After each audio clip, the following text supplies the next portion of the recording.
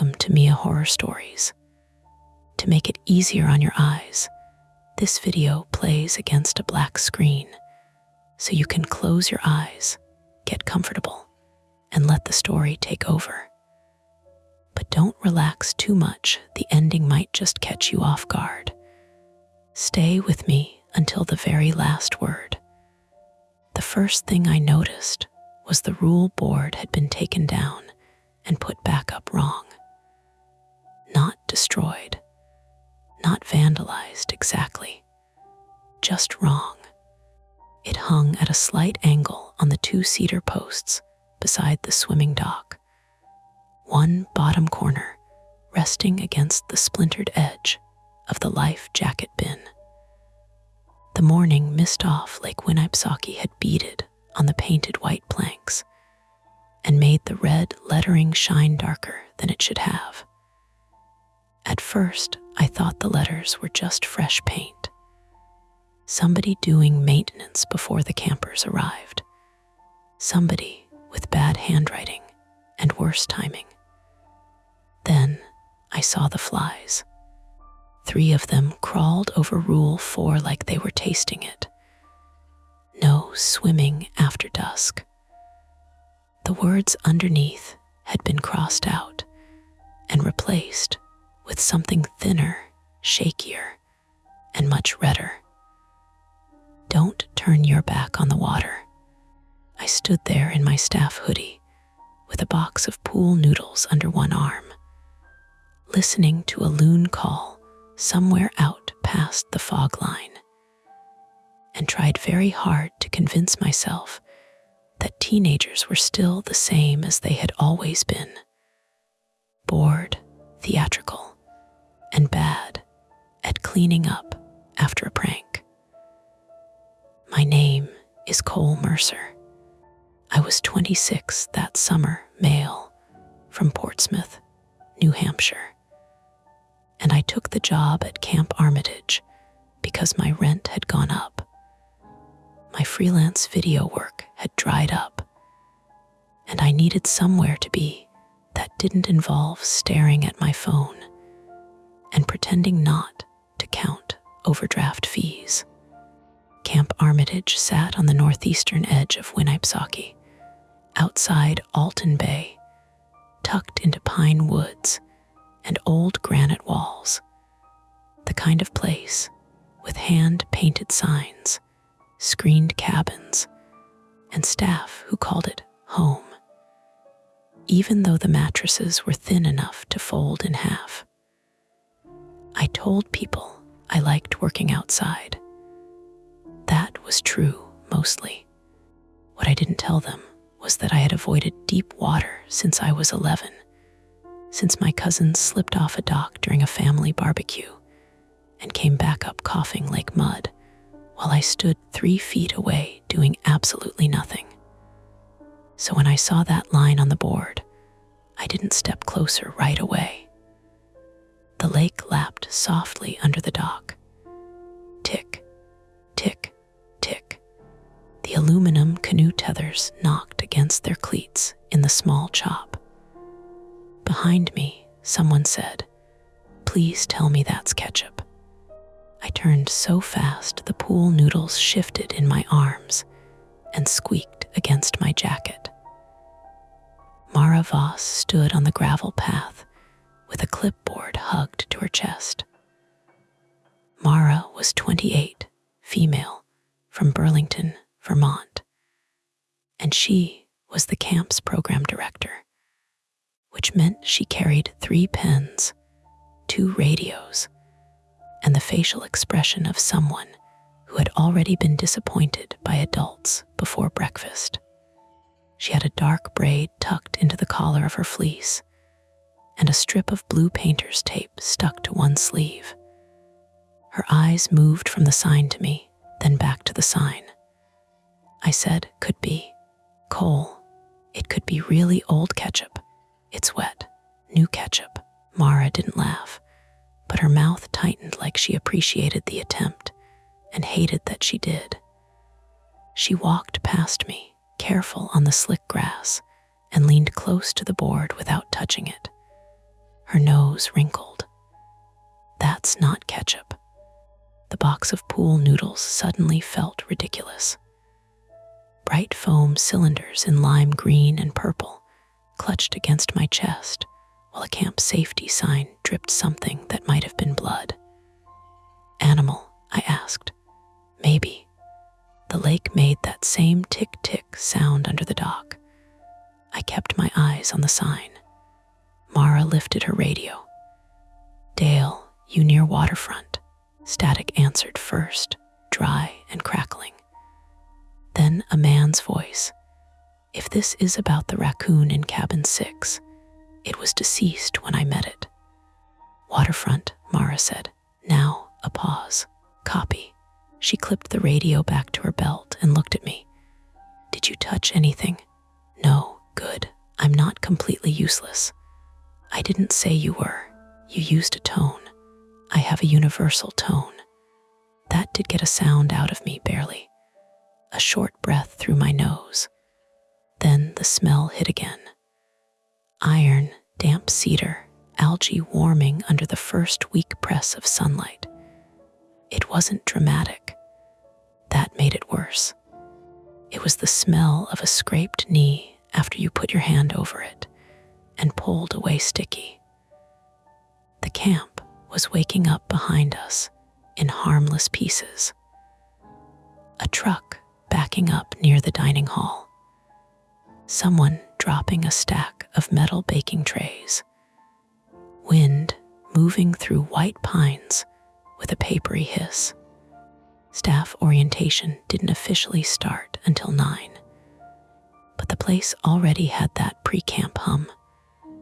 The nervous industry before parents arrived, and children poured out of SUVs with sleeping bags, water bottles, bug spray, and homesickness disguised as attitude.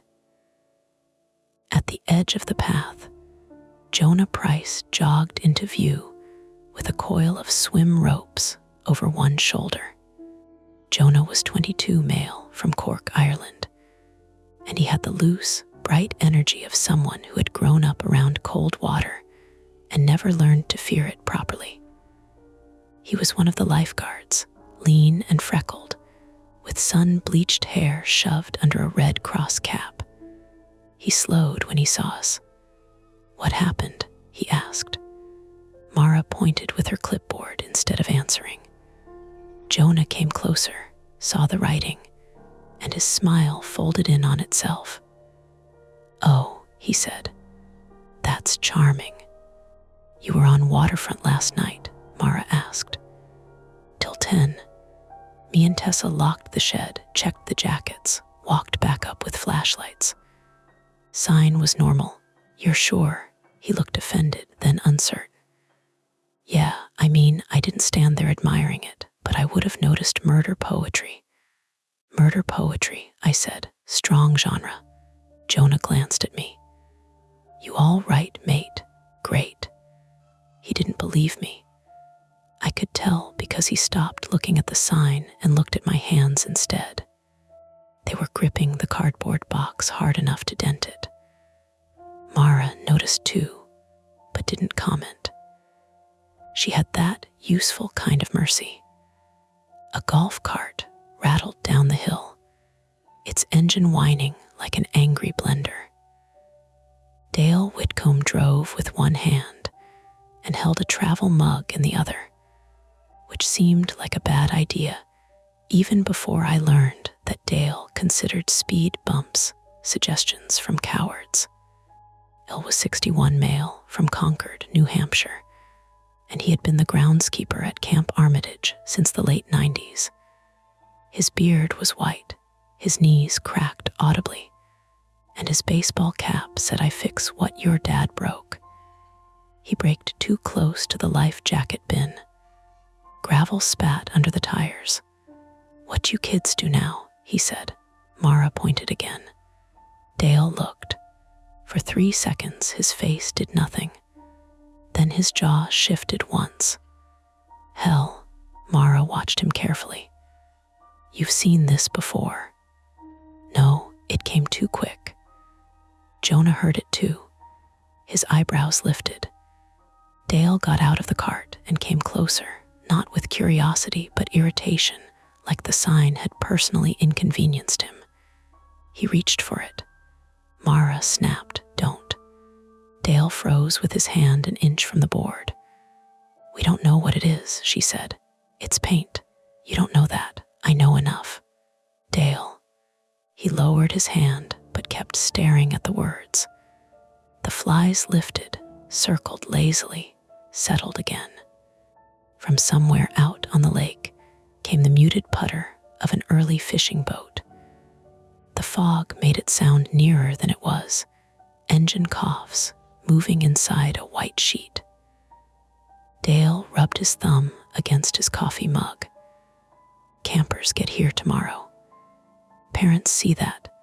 They'll have their kids packed back in the Subaru before lunch. Then we take photos, call Sheriff Ellery, and clean it after, Mara said. Dale gave her a look. You want to call the sheriff over a prank?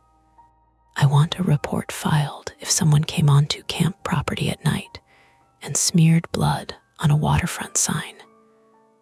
The word blood sat there between us. Nobody corrected her. I shifted the pool noodles to my other arm. My shoulder had started to ache. I wanted to put the box down, but didn't want to step closer to the bin. Stupid. Completely stupid. The sign wasn't going to bite me. The lake wasn't going to reach up. But the dock planks were wet and green around the edges, and the water beyond them was the color of old pewter, and I could feel my own pulse in my thumbs. Jonah said, "There's a trail cam near the boathouse, right?" Dale grunted. "If the squirrels didn't chew the wire again. Let's check it." Trail cam points toward the access road, not the dock. Still, Mara nodded.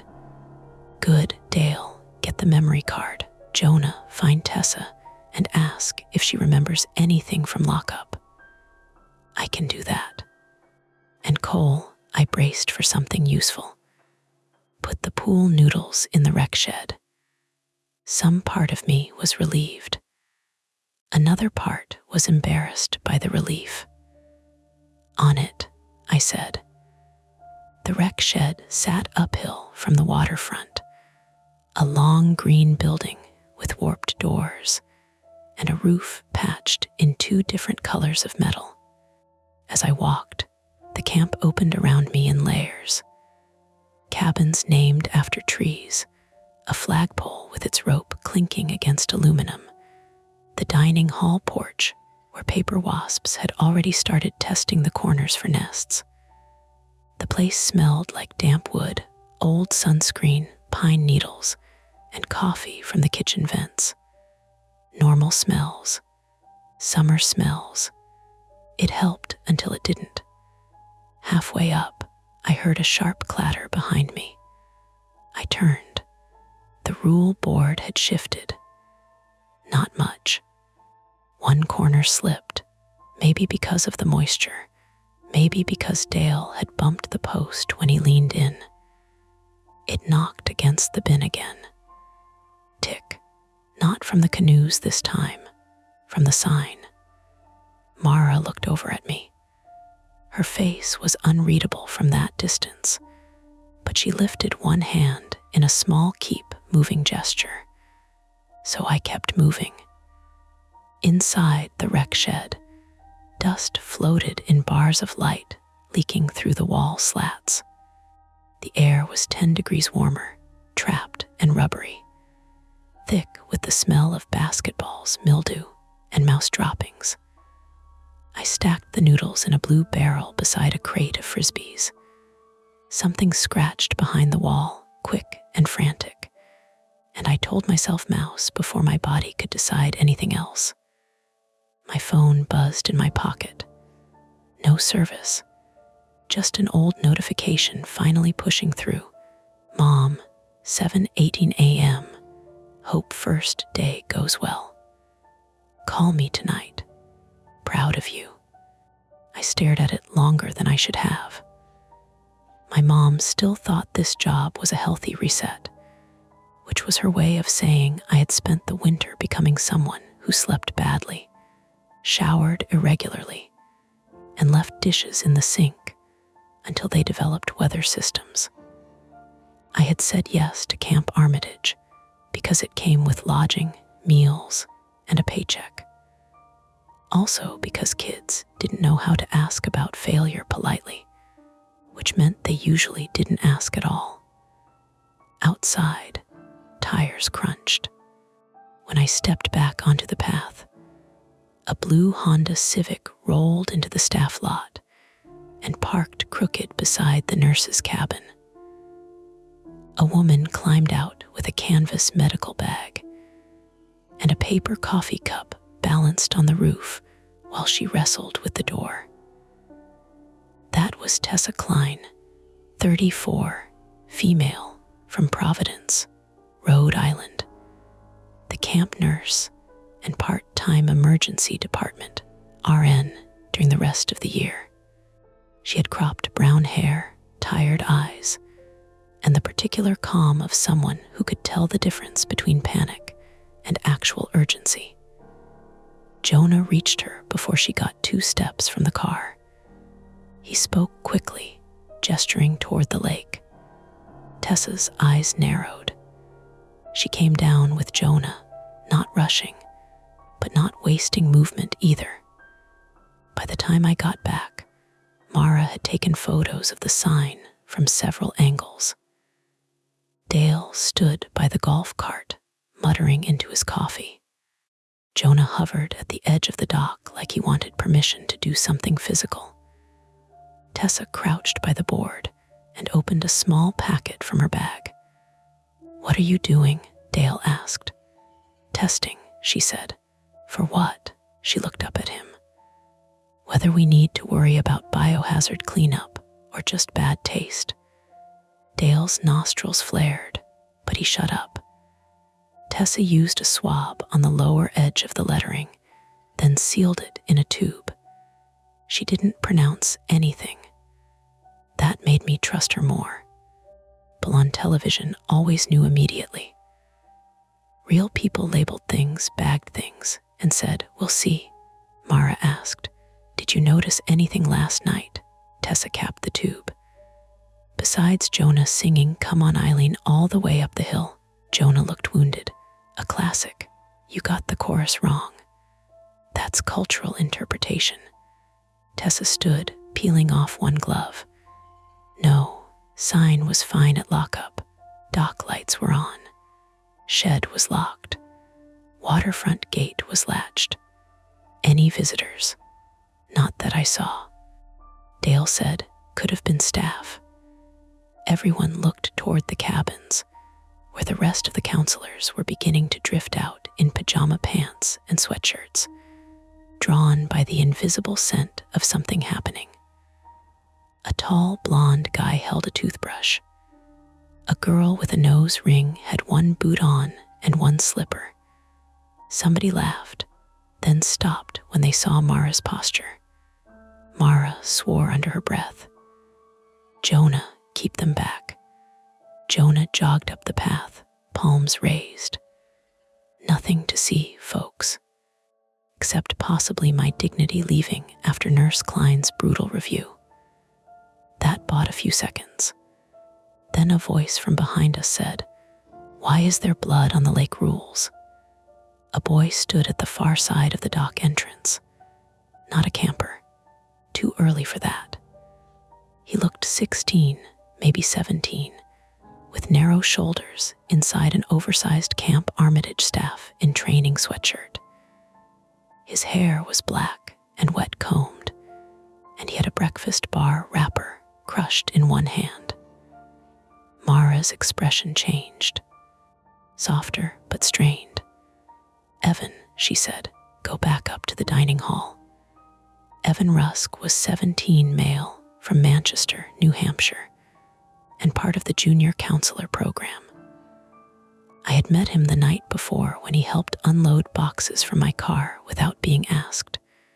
then apologized twice for dropping a bag that had only contained socks. He had the guarded, watchful look of a kid used to adults discussing him in lowered voices. He didn't move. "Is it real?" Evan asked.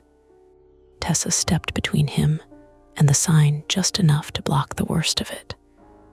"We don't know, but maybe, she said. He swallowed. The wrapper made a tiny crackling sound in his fist. Dale snapped, "Go on, kid. This isn't a show." Evan flinched. Not much, but enough. Mara's head turned slowly toward Dale. "Don't." Dale looked away. I recognized something in Evan's face then, something too close to my own morning reflection in the cabin mirror. Fear mixed with shame at being afraid. The kind that makes you stand still because moving proves everyone can see it. I said, "Hey, Evan, you know where they keep the spare painter's tape? Mara's sleeve is losing a fight." Mara glanced at her sleeve like she'd forgotten the tape was there. Evan blinked at me. "In the office," he said. "Can you show me after breakfast? I'm new enough to get lost finding a door."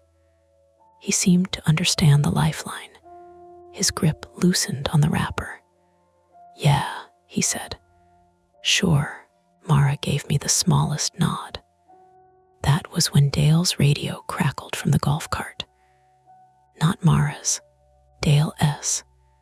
The old black unit sitting in the cup holder hissed, popped, then spat out a fragment of sound so distorted it took a second for my brain to turn it into words. "Waterfront check complete." Everyone stopped. Dale stared at the radio. Mara said, "Who was that?" "No one," Dale said. The radio crackled again. A higher tone slid under the static. Feedback, probably. Bad channel bleed from another camp or a boat, or some maintenance frequency catching on the hills. Then came a voice. Young, male, breathless. Rule 5, it said. Static swallowed the rest. Dale lunged for the radio and twisted the knob. "This is Dale. Identify." Nothing answered except hiss. Mara looked at him. "What channel is that?" "Our maintenance channel." "Who has a radio on maintenance?" "Me, you, kitchen, office." And Dale's mouth worked once. Tessa said quietly, "And the old waterfront set." Dale didn't answer. Jonah had gone pale under his freckles. "The one in the lifeguard shack. I pulled the batteries last season," Dale said. Mara held out her hand. "Keys. To what?" "The lifeguard shack." Dale shook his head. "No, we wait for Sheriff Ellery.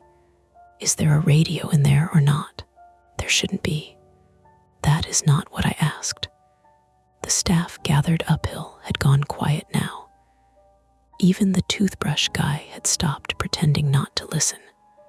Behind us, Lake Winnipesaukee moved in small gray folds, ordinary and patient, tapping the dock posts with the same indifferent rhythm.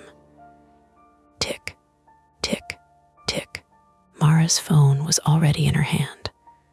I called Ellery. Dispatch said 25 minutes if he's not tied up in Wolfeboro. We can stand here and let rumors do the work, or we can check a locked building 30 feet away. Dale looked at Tessa, then Jonah, then me, as if hoping one of us would be more sensible. I wanted to be.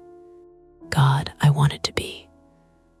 I wanted someone to say this was a prank, clean the sign, send everyone to orientation, and let me spend the afternoon teaching 12-year-olds how to hold a canoe paddle without smacking each other in the teeth. I wanted the lake to be scenery, background, a postcard with mosquitoes. But the lifeguard shack sat at the end of the dock, its screened windows dark, its padlock dull with mist. And the old radio inside, if there was one, had just spoken. Mara held her hand out again. Keys, Dale. Dale's fingers tightened around his mug until the lid creaked. Then he set it in the golf cart cup holder and dug a key ring from his belt. He didn't hand it to Mara. He looked at me instead. "You're new," he said. "You don't have old stories in your head yet. That's not as comforting as you think. Go with her. Jonah stays with the staff. Tessa stays with Evan." Mara frowned. "I can go alone." "No," Tessa said. "You shouldn't." I looked from the angled sign to the dock, then to the shack beyond it. The planks were wet. The lake breathed underneath them. My throat tightened around a memory I didn't want. My cousin's hands slapping water, my sneakers glued to sun-hot wood, adults yelling my name like I was the one sinking. Mara saw it. I hated that she saw it. "You don't have to," she said quietly. That should have helped. Instead, it made the choice sharper. Because everyone was watching the sign. The staff. Evan. Jonah pretending not to. Dale with his old man secrets and his too fast no.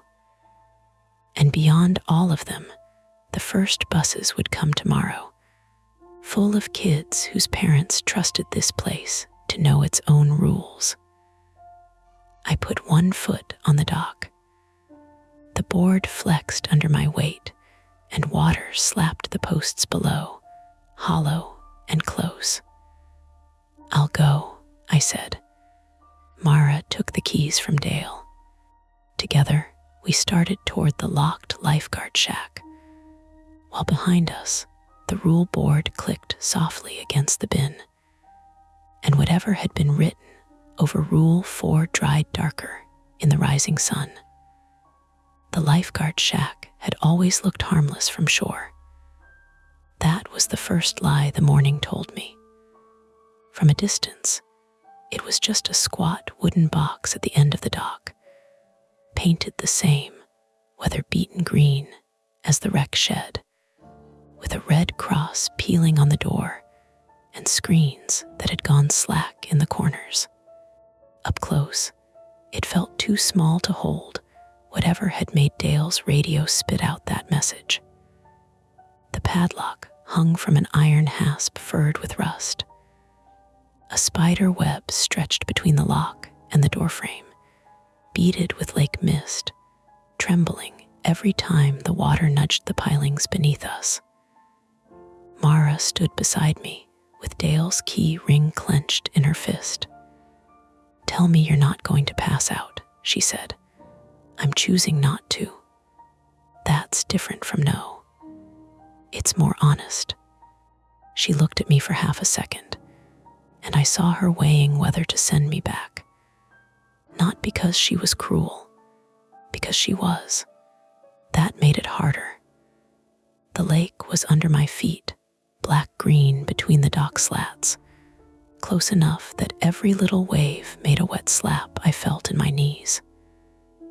Behind us, the rest of the waterfront had turned into a bad meeting nobody had agreed to attend. Jonah kept the counselors bunched up near the path, using jokes like caution tape. Tessa had one hand on Evan's shoulder, steering him away from the sightline to the sign. Dale stood by his golf cart, arms crossed, watching us like the dock might sink from disappointment alone. Mara found the right key on her third try. The lock opened with a dry click. It should have been nothing. A maintenance check, an old radio, a prankster with access.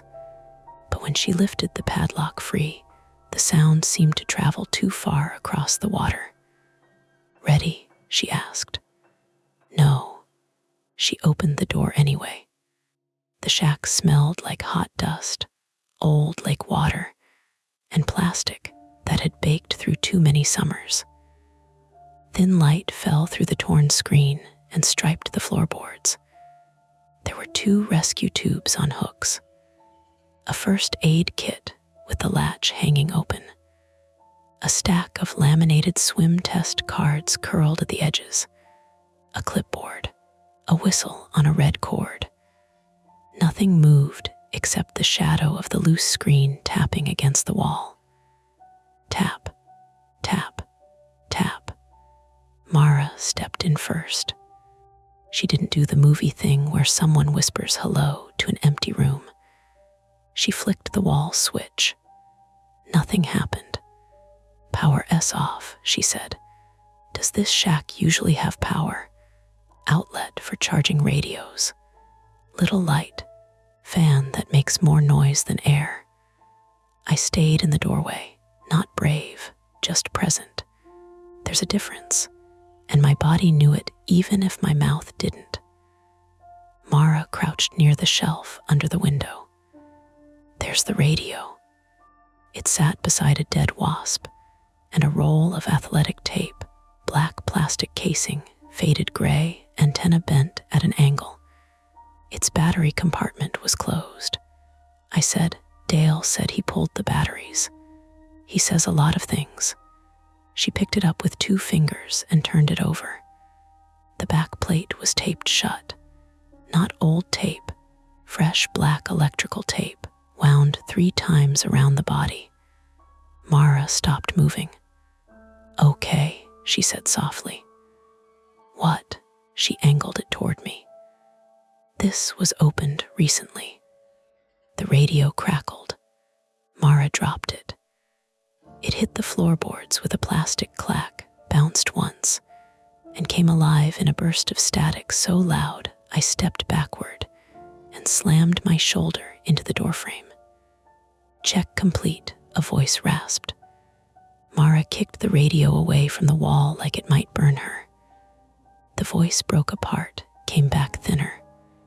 Rule 5, count heads before breakfast.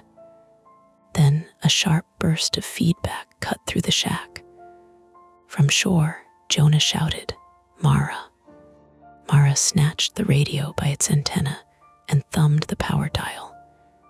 It didn't turn off. She twisted harder, nothing. The little green power light stayed on. I could smell my own sweat now, sour under my hoodie. That's recorded, Mara said. You know that? No. At least she was honest too. The radio hissed again, but no voice came through. Mara held it away from her body and looked toward shore. Cole, get Dale. I backed out onto the dock, grateful for an order that involved land, then stopped. The rule board was no longer the main problem. Evan was gone. Tessa stood near the path with her medical bag open at her feet, looking around in a way that made every staff member go quiet at once. Jonah had one hand raised mid-gesture, mouth open, joke abandoned. Dale had turned away from us and was scanning the cabins. Mara came out behind me. What happened? Tessa's voice carried over the water. Where S. Evan? Nobody answered. The lake knocked once under the dock. Mara started walking fast. I followed, careful on the wet planks, though careful felt slow, and slow felt unforgivable. By the time we reached shore, Tessa was already moving between the counselors. You had him, Dale said. Tessa snapped. For 10 seconds while I put the sample in my kit. He's 17, Dale said, not a toddler. He saw blood on a sign and heard a radio talk about counting heads, she said. That's exactly the age where kids do something stupid because they think they're helping. Jonah turned to the staff. Did anyone see him walk off? The tall blonde guy with the toothbrush pointed vaguely uphill. I thought he went toward the office. A girl in pajama pants said, No, I saw him by the dining hall porch. That was me, someone else said. Mara raised both hands. Stop.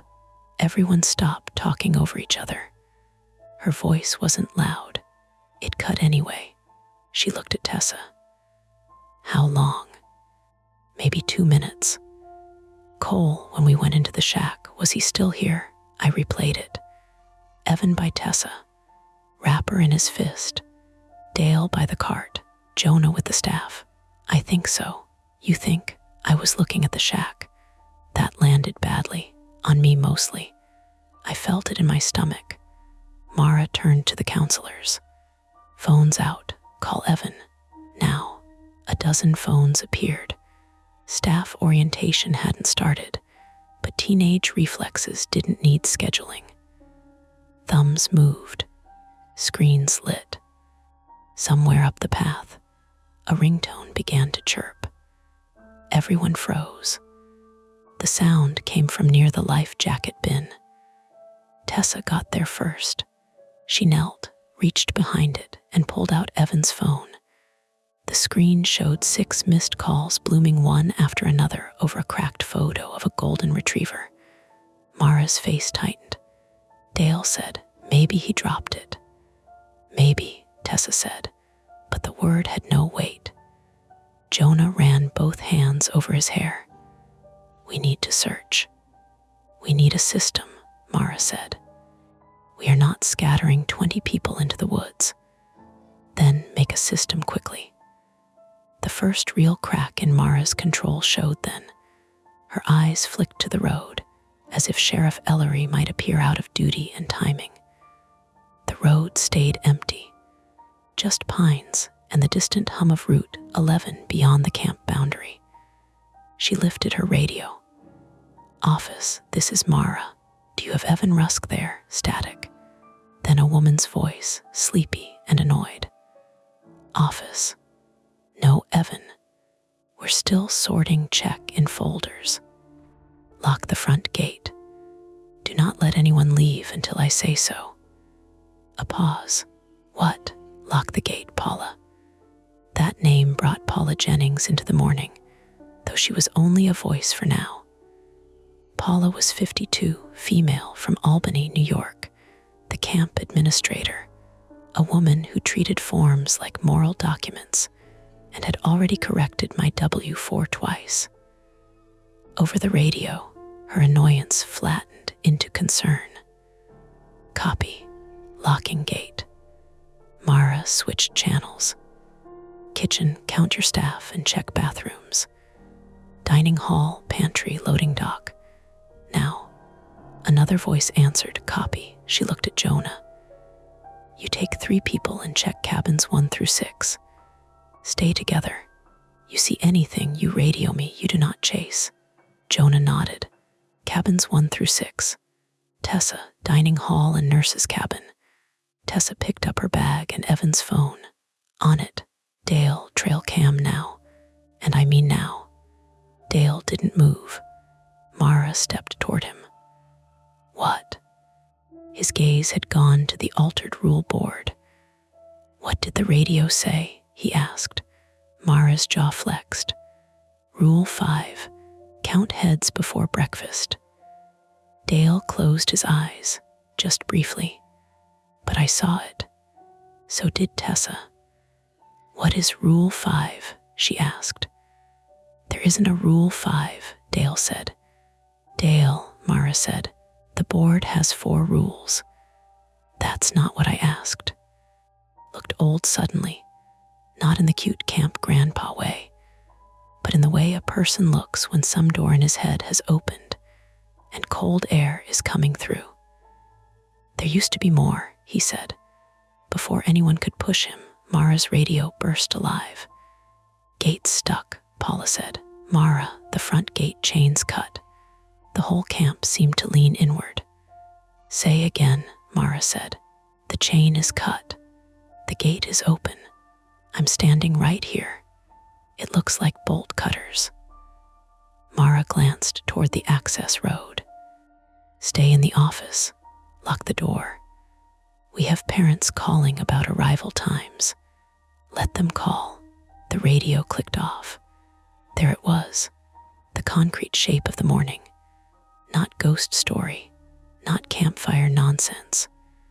A trespasser had come through the gate, altered a safety sign with possible blood, rigged an old radio, And now a junior counselor was missing without his phone less than 24 hours before campers arrived. Human. That should have made it better. It didn't. Mara turned to all of us. Search plan changes. We're treating this as an active trespass and a missing staff member. Nobody goes alone. Nobody goes near the water unless assigned. If you don't have a radio, you stay in sight of someone who does. Dale muttered, "Sheriff should be here." He's not. Then we wait. We don't know where Evan is. He could be hiding. Tessa's voice went sharp. Why would he hide? Because he's a kid and he got spooked. By what, Dale? He didn't answer. Mara took one step closer. Trail cam. This time he went. Not quickly, but he went, climbing into the golf cart so hard the frame bounced. The engine whined alive, and he tore toward the boathouse access trail. Mara looked at me. I knew before she said it. No, I said, I need you with me. No to what I think you're about to ask. She lowered her voice. Cole, I need someone who saw the shack before everyone else gets a chance to muddy it. You and I check the boathouse exterior and waterfront path. Dale gets the camera. We don't go into the woods. The waterfront path runs along the water. Yes, I laughed once. Bad sound. Too high. That's a fun detail. I can ask someone else. You should. I can, she repeated. But I'm asking you because you noticed the sign before anyone stepped on half the evidence. That was smart of her and unfair. Behind her, the counselors were forming nervous little clusters. Jonah had his 3 volunteers and was already moving uphill. Tessa took 2 staff toward the dining hall. The camp's normal morning sounds had changed. No more jokes. No pans clattering from the kitchen. Just shoes on gravel, radios popping, someone quietly saying, "Oh my God," over and over, until another person told them to breathe. I looked at the dock, at the shack, at the slick black seams between planks. Mara said, "Your fear makes sense. I'm not asking you to pretend it doesn't. I'm asking whether you can walk beside the lake for 10 minutes. 10 minutes. My cousin had been under less than 1. That was the awful arithmetic my brain offered me. Fine, I said, but if I start acting weird, don't make a thing out of it. I make no promises. Comforting. We started along the waterfront path, away from the main dock. It curved through wet grass and low blueberry bushes toward the boathouse, which sat half tucked under pines on a little rise above the canoe racks. The lake stayed on our left. Close, always close, flashing through tree trunks in dull silver pieces. A red-winged blackbird called from the reeds, that rusty door hinge sound cutting through the morning. Mara kept her radio in one hand, and Dale's rigged shack radio in a plastic evidence bag Tessa had given her. Its green light still glowed faintly through the bag. Why keep it? I asked. Because if I leave it, Dale touches it. You don't trust him. I trust him to protect the camp. I don't know if that's the same as telling the truth. We passed the swimming boundary rope. The buoys knocked together softly. One of them had something tied around it. Mara stopped. What? I asked. She pointed. A strip of red cloth fluttered from the buoy line, soaked dark at the bottom. Not blood, I told myself immediately. Could be bandana fabric, could be survey tape, could be from an old t-shirt. Mara crouched at the edge of the path and zoomed in with her phone camera instead of stepping down the bank. Don't, I said. I'm not. The water sucked at the stones below us. Little bubbles popped near the reeds. Her radio clicked. Jonah's voice came through, breathless but controlled. Cabins 1 through 6 clear. Evan not here. We found his backpack in cabin 3. Mara keyed the mic. Was it supposed to be there? Yeah, that's his bunk. But his rain jacket's gone. The sky above us was pale blue through ragged clouds. No rain. Not yet. Mara answered, copy. Move to cabins 7 through 12. Same procedure. She clipped the radio back to her belt. He took a jacket, I said, or someone took it for him. We kept walking. At the boathouse, Dale's golf cart was parked crooked beside the canoe racks, engines still ticking. The boathouse door hung open. Inside, oars lined the walls, and orange life jackets were stacked in bins. Dale stood at the back near the trail cam mount, staring at an empty bracket. No camera, Mara said. Where is it? Dale didn't turn around. Gone. Chewed wire, she asked. Pointed to the mount. The strap had been cut clean through. Bolt cutters, I asked. Dale shook his head. Knife, Mara exhaled through her nose. So no footage. Not from here. What does that mean? Dale looked toward the lake. There's another camera. Mara stared at him. Since when? Since after the insurance inspection. Why didn't I know about it? Because it's mine. The lake wind moved through the open boathouse door and stirred the hanging oars just enough to make them knock together. Clock, clock. Mara's voice dropped. Dale, he rubbed the back of his neck. I put one on the old pump shed, points at the service road and part of the North Shore. We had people sneaking beer down there last year. Where's the card? In the camera.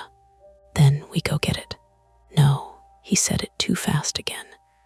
I looked past him through the boathouse's rear window toward a narrower trail that disappeared into hemlocks. Mara followed my gaze. Old pump shed is where? Dale's mouth pressed into a line. North Shore, he said. How far? 10-minute walk. Along the lake, Dale looked at me, then away. Mostly, Mara lifted her radio. Tessa, status. Tessa answered at once. Dining hall clear. Nurse's cabin clear. Bathrooms clear. Paula is in the office with the door locked. Sheriff Ada, Mara looked at Dale. He checked his watch, though his watch had nothing to do with it. Should have been here by now. As if summoned by that worry, Paula's voice cut in. Mara, dispatch just called back. Ellery's delayed. There's a crash on 11 near the traffic circle. State police are routing someone, but they said 15, maybe 20 more. Mara closed her eyes for half a second. Copy. 20 more minutes, a missing kid, an open gate, a cut camera. A hidden second camera in a place Dale didn't want us to go. Then Tessa's voice came back, quieter. Mara, kitchen found something. What? Blood on the back steps. Not much. Drops. Leading toward the North Trail. Dale said, no. He didn't say it loudly. He said it like a man watching a machine start up after years of hoping it had rusted solid. Mara keyed the radio. Nobody follows it. Mark the location and stay there. Tessa said, already done. The evidence bag in Mara's hand crackled as she tightened her grip. We need that camera, she said. Dale stepped in front of the boathouse door. No, you wait for police. You heard Paula. They're delayed. Then you wait delayed. If Evan is hurt, you dragging more people down the North Shore won't fix it. Mara's control finally snapped at the edge. Not completely, just enough. You have 30 seconds to tell me what you know. Dale's face hardened. I know that every camp has pranks. I know panic spreads faster than truth. I know if you march half-trained summer staff into the woods after some red drops, you'll have 6 missing kids instead of 1. They're not kids. You know what I mean, do I? For a second, I thought he might tell her. There was something behind his eyes, something old and mean and tired. Then his radio hissed from the golf cart, not the bagged shack radio, his own. The same distorted male voice came through, louder this time. Count heads before breakfast. Mara turned slowly. The voice continued. Count again before the swim.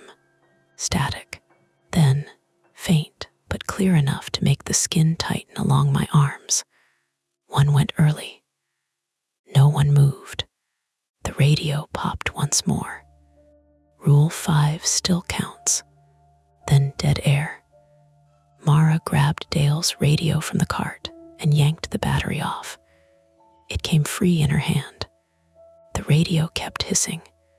Dale backed away from it so quickly he bumped the canoe rack. I said, "That's not possible."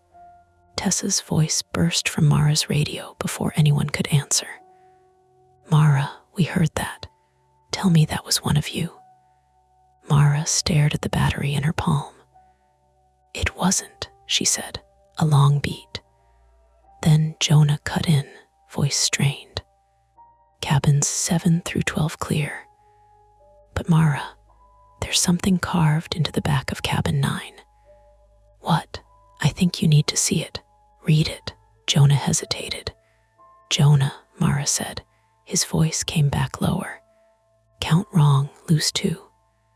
The boathouse felt suddenly too full of air. Too much would smell.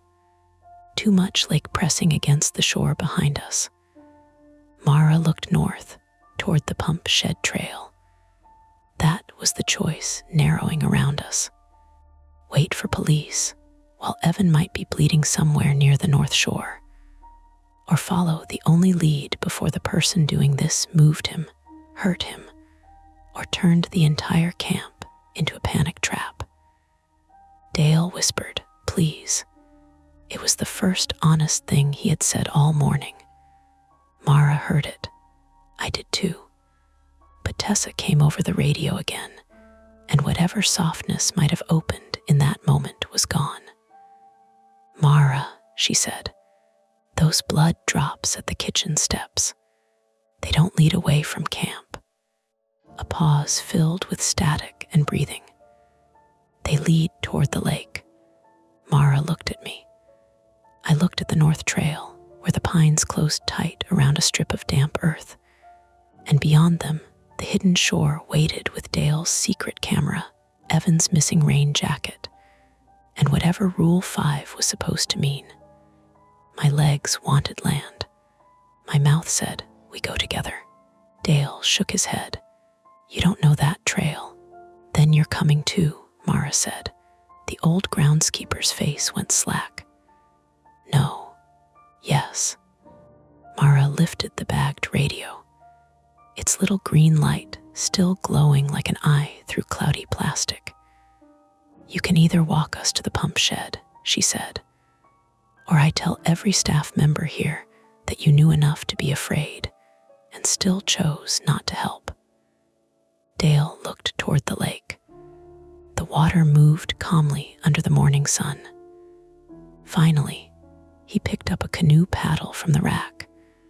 Not because it was useful, I thought, but because his hands needed something to hold. "Stay on the trail," he said, "no matter what you hear."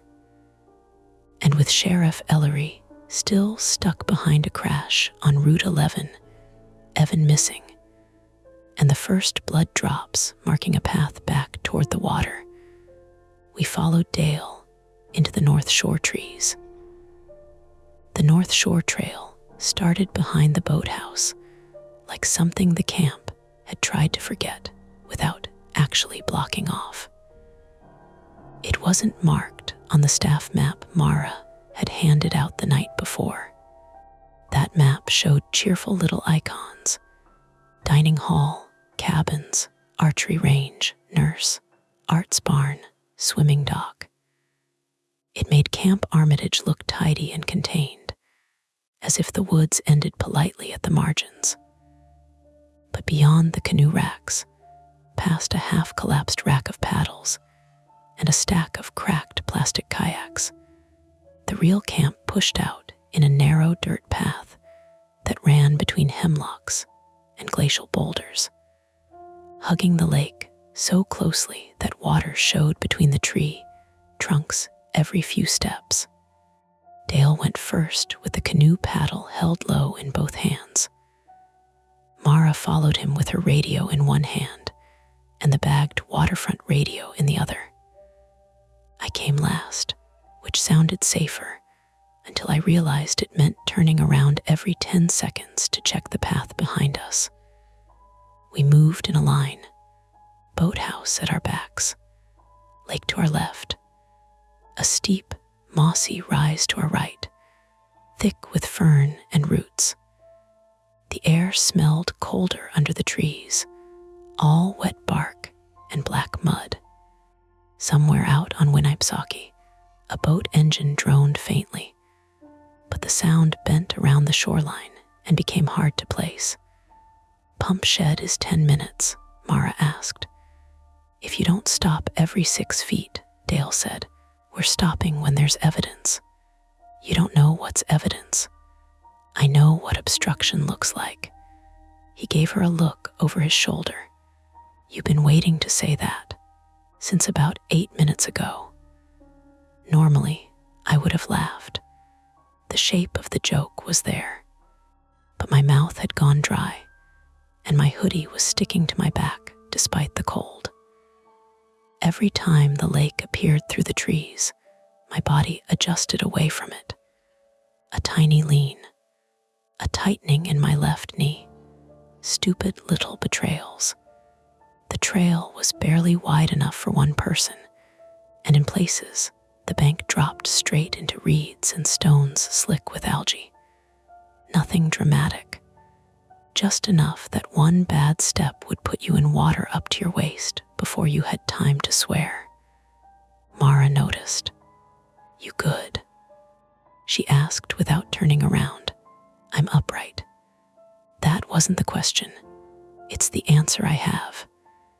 Dale stopped so suddenly Mara almost walked into him. Ahead of us, tied around a birch sapling beside the trail, was a strip of yellow nylon cord. Not old, not weathered, fresh, bright yellow, looped twice and pulled tight. Mara crouched. Trail marker, Dale shook his head. Not mine, you sure? I know my own damn woods. Your woods. He didn't answer. She took a photo. Then another from farther back, showing the cord, the lake, and the bend in the trail. Tessa's carefulness had infected her. Good. We needed that. I looked behind us again. Nothing but the dark stitch of trail, and far back through the trees, a pale slice of boathouse wall. Mara keyed her radio. Tessa, we found a yellow cord tied to a birch on the north trail.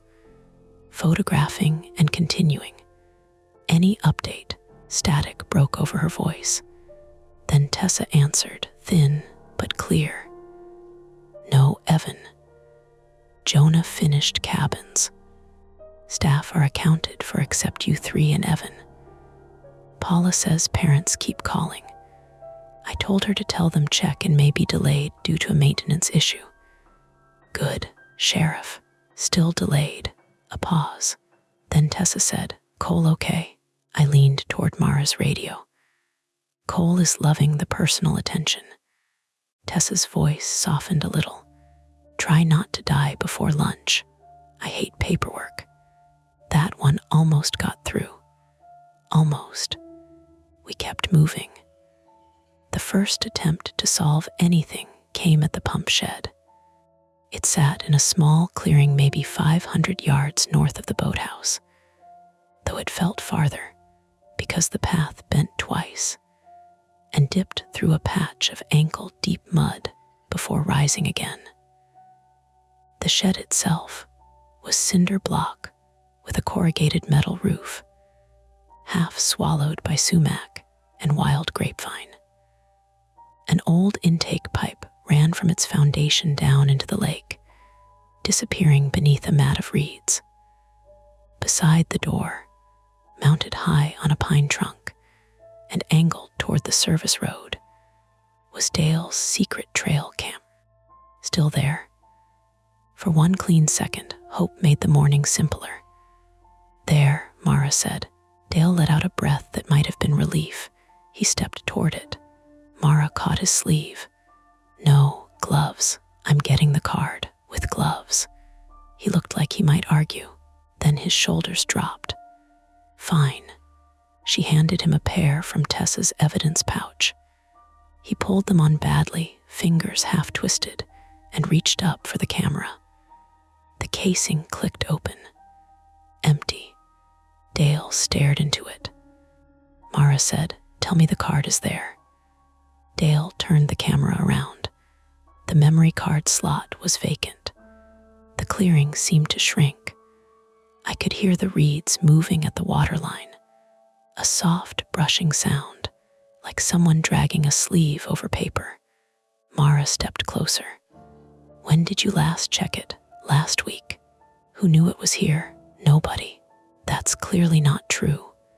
Nobody, he snapped, and his voice cracked on the second syllable. That crack did more than anger would have. It showed fear. Not startled fear. Familiar fear. Mara took the camera from him and photographed the empty slot, the mounting strap, the ground below. Any internal storage? No, backup to phone. It's not a fancy one, so our camera lead is gone. Looks that way. I had been scanning the clearing while they argued, trying to be useful without getting closer to the water. That was how I noticed the mud by the intake pipe. Footprints. 2 sets, maybe 3.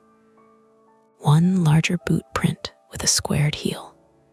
One smaller sneaker print. The mud was torn up near the pipe, reeds flattened in an uneven fan. Not like someone had walked through, like someone had struggled to keep balance. Mara, I said. She came over at once. Dale stayed where he was. The smaller print pointed toward the lake. The larger ones went both ways. Mara crouched low. Could be Evan S., Dale said. Lots of people wear sneakers. Does Evan? I remembered his shoes from earlier. Black canvas, white rubber edges. One lace tied too long. Yeah, I said. Black Converse, I think. Mara looked at the print. This has a round toe. So maybe, she repeated, partial answer. Worse than none. She followed the churned mud with her eyes to the intake pipe. Something pale was snagged on the rusted metal grate where the pipe met the shallows. Mara leaned forward. I grabbed the back of her jacket. She froze. Sorry, I said quickly. Bank's slick. She looked down. Her boot toe had already started sliding into the mud. Good catch, she said. She shifted back and used Dale's paddle to hook the pale thing from the grate. It came free with a wet slurp and flopped onto the stones. A strip of gray nylon. Dale whispered something I didn't catch. Mara used the paddle tip to spread it flat. A torn piece of rain jacket. Gray. Not Evan S., unless I'd misheard Jonah. Jonah had said Evan's rain jacket was gone, not what color it was. Mara radioed. No, what color is Evan's rain jacket? A burst of static. Then Jonah, yellow, bright yellow. Why? Mara shut her eyes. The strip on the stones was gray, not Evan's. For 1 second, my chest loosened. Then Dale said, That's Ben's. Mara turned slowly. Who is Ben? Dale's face changed as if he regretted speaking before the sentence was finished. Old staff, he said. How old? Years. How many years? He didn't answer. The woods held still around us. Even the blackbird had stopped calling. Mara stepped toward him. Dale. He looked at the strip of gray nylon and swallowed. Benjamin Harlow, 19, male, from Dover, New Hampshire. Lifeguard, summer of 2009. Why do you know his jacket? Because I gave it to his mother in a box. My skin tightened, but not because of ghosts.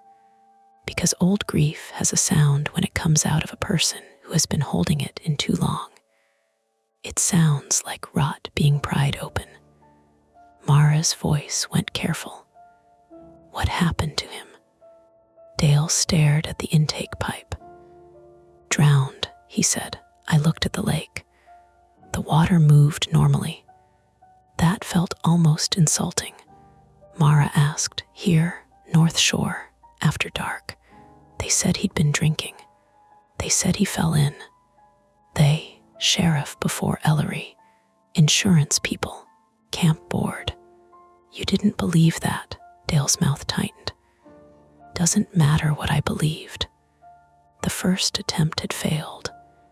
No camera footage. But it had revealed Ben Harlow, a dead lifeguard, a gray jacket strip that should not have been fresh enough to snag on a pipe, and Dale's reason for flinching every time the North Shore was mentioned. Mara bagged the nylon as best she could. Her hands moved slower now. Then the radio screamed. Not static. A real human scream, high and broken. It came from Mara's hip. She grabbed it. Tessa, more screaming. Then Jonah's voice, breathless. Dining hall, dining hall. Someone's outside the back. The transmission cut. Mara was already moving. Dale shouted, "Don't run." She ran anyway.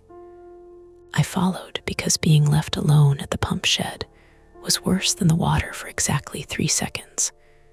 And then my lungs reminded me I hadn't run much since high school. We tore back along the North Trail, slipping in mud, branches whipping our faces. Mara was fast in a controlled way, arms tight, head up. Dale lumbered behind us, cursing. I clipped my shoulder on a pine, and pain flashed down my arm. The lake strobed through the trees beside me. White water, dark trunk. White water, dark trunk. My foot hit a root. I went down hard. The impact drove mud into my palm and gravel into my knee. For a second, I was facing the lake through reeds, close enough to see mosquito larvae twitching in a puddle beside my hand. Mara skidded back. Cole, I'm up. You're bleeding. I'm up. I was, barely. My knee burned, and my palm had opened on a stone. But the scream over the radio had burned hotter. We kept going. By the time we burst out by the boathouse, the camp had collapsed into motion. Staff were running toward the dining hall. Tessa stood at the back steps with both arms out, holding people away. Jonah had a broom like a weapon. Paula was halfway down from the office, face red, keys jangling in her hand. Near the kitchen trash bins, something thrashed inside a black contractor bag. That was the terrible shape everyone had seen. A body-sized bag jerking against the steps. For 1 second, every bad possibility became true. Then the bag split. A raccoon shot out, slick with coffee grounds and pancake batter, dragging a loop of red-stained butcher paper around one hind leg. It skidded across the gravel, crashed into a milk crate, recovered, and vanished under the porch. Nobody spoke. Then Jonah bent over with both hands on his knees. I'm going to vomit and laugh, maybe together. Tessa pressed the heel of her hand to her forehead. It got into the kitchen scraps. Paula snapped, Why was there blood? Raw meat packaging, Tessa said. Kitchen prep. It tore the trash open. Misdirection. Explainable. Stupid. Almost funny. Except my hands were shaking so badly mud dripped from my fingers in little brown strings, and Mara looked like she wanted to sit down on the steps and didn't trust herself to get back up. Jonah noticed my knee. Mate, you're leaking. It's decorative. Tessa grabbed my wrist and turned my palm up. Not deep, dirty though, rinse and bandage. Knee too, no time. There's exactly time to not get like mud in an open wound. She marched me to the outdoor spigot on the dining hall wall and turned it on. Cold water hammered my palm. I hissed through my teeth. Gravel and dirt ran pink down the concrete. Mara used those few seconds to update everyone. Not everything. Enough. Evan's still missing. Trail cam card gone. Possible second person involved. North Shore prints. Police delayed. Paula looked smaller out of the office. Her authority lived behind desks and clipboards. Out here, with blood rumors and staff crying near the dish pit, she kept touching her lanyard as if it could unlock a better morning. We should cancel camp, Paula said. Mara looked at her. Camp hasn't started. Then delay arrivals. Send an email. Call parents. With what explanation? A safety issue. That will make half of them drive here faster. She's right, Tessa said. Parents hear safety issue and no details, they come to the gate. Jonah straightened. What about cell service? We call state police directly, not through dispatch. Paula shook her head. Office landline works. Cell service is trash unless you're up by the old Chapel Ridge. That gave Mara the second attempt. We need outside contact, and we need evidence, she said. Jonah, take Cole to Chapel Ridge. Get a direct call out to state police. Send photos if you get signal. Tessa, keep everyone in the dining hall. Paula, start drafting a delayed check-in message, but don't send until I say. Dale and I will. No, Dale said. Mara turned. Don't start. You're not splitting again. We need a signal. Then everyone goes to the dining hall and waits. And if the person who took Evan uses those 20 minutes to move him, Dale's face twitched. Tessa finished wrapping my palm. Mara, he's right about one thing. Splitting smaller makes us easier to scare and harder to track. Then we don't split small, Mara said. Jonah, Cole, and 2 staff to Chapel Ridge. Stay on the main path. No heroics. Radio check every 2 minutes. I opened my mouth to object to being included. Then I realized why she'd picked me. Not because I was strong or brave. Because the Chapel Ridge path went uphill, away from the lake. I hated how grateful I was. Jonah chose 2 counselors from the gathered staff. Abby Lind, 23, female, from Minneapolis, Minnesota. An arts counselor with paint on her sleeves and a surprisingly steady stare. And Mark Feld, 24, male, from Leeds, England, the climbing instructor, broad-shouldered and quiet. The kind of person who kept checking exits without being obvious. They had radios borrowed from kitchen and office, though Paula warned one of them only worked if you held the battery in with your thumb. The 4 of us left from the dining hall porch and took the gravel road uphill past the staff cabins. The camp layout became clear from there. Waterfront and boathouse below us to the south, dining hall in the middle, office and nurses, cabin near the front gate to the west, Chapel Ridge rising east through older pines. The old chapel wasn't a church so much as a clearing with benches, and a wooden cross left from when the camp had been Baptist. Cell service lived up there because the ridge had a direct view over the lake toward Alton and the road. My knee throbbed with every step. Jonah kept glancing at me. "You need to slow. I need people to stop asking if I'm okay." "Noted. Are you dying?" "Better." Abby gave a short laugh. Mark didn't. Halfway up, my phone flickered from no service to 1 bar. Then 2. Jonah lifted his. "Got it." We stopped near the old chapel benches. From there, we could see pieces of the camp through the trees.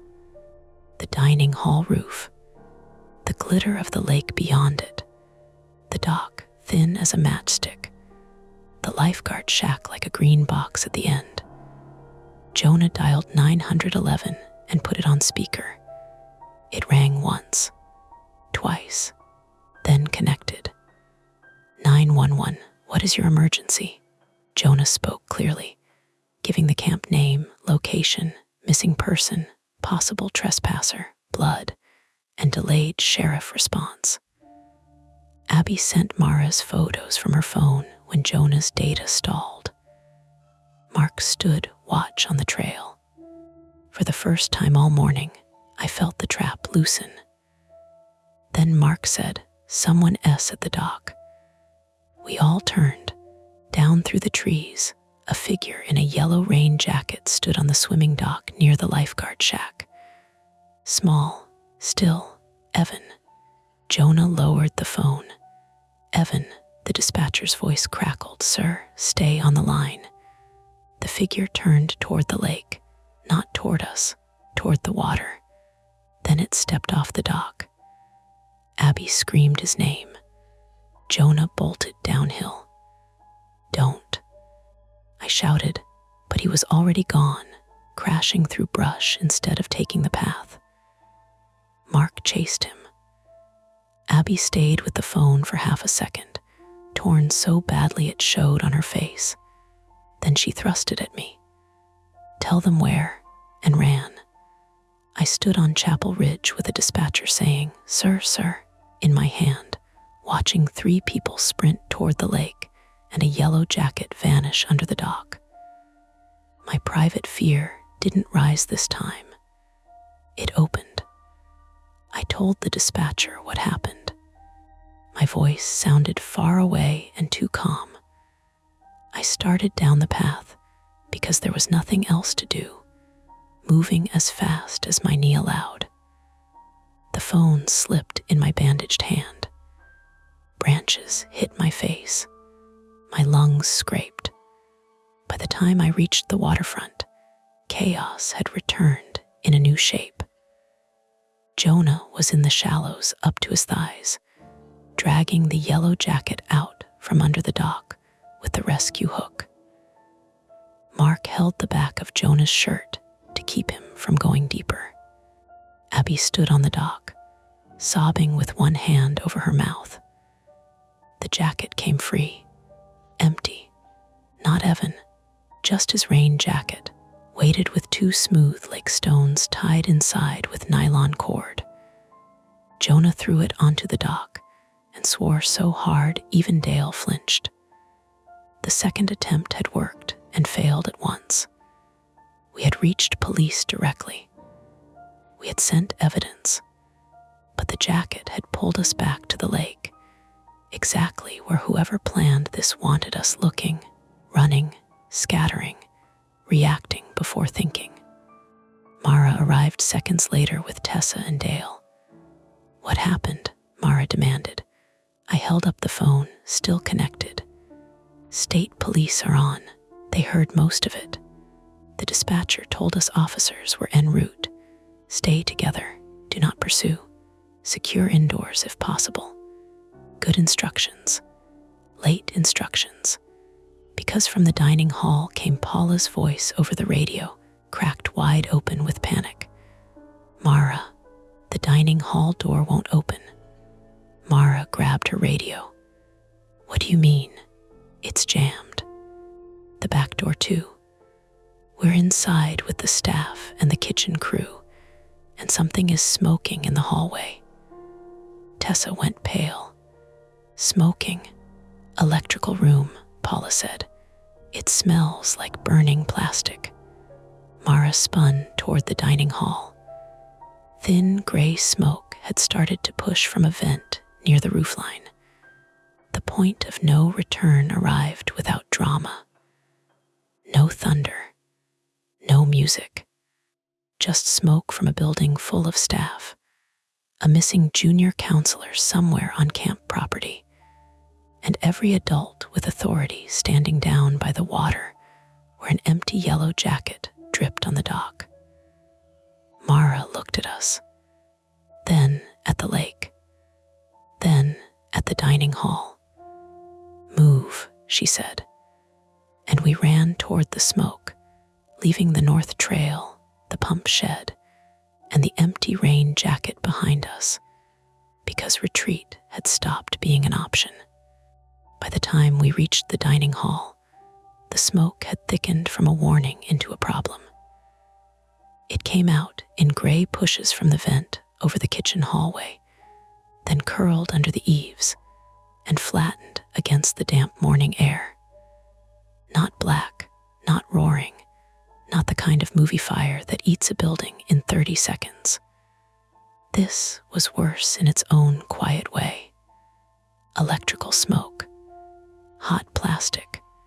Something burning inside a wall where nobody could see it and everyone could breathe it. Mara hit the front doors first. They didn't move. She slammed her shoulder into the left one. The wood shuddered in the frame but stayed shut. "Paula," she shouted. From inside, muffled voices rose at once. Too many, panicked, chairs scraping, someone coughing. Paula's voice cracked through the door. "It's wedged. Something S through the handles." The dining hall had double doors with vertical pull handles, the kind meant to swing out toward the porch. Someone had threaded a canoe paddle through them, then jammed it tight with a length of chain and a padlock. Not complicated. That made it uglier. A stupid, simple thing could trap 30 people if nobody thought to check the exits before the smoke started. Dale stared at the paddle. "That's mine," he said. The one he'd been carrying was gone from his hands.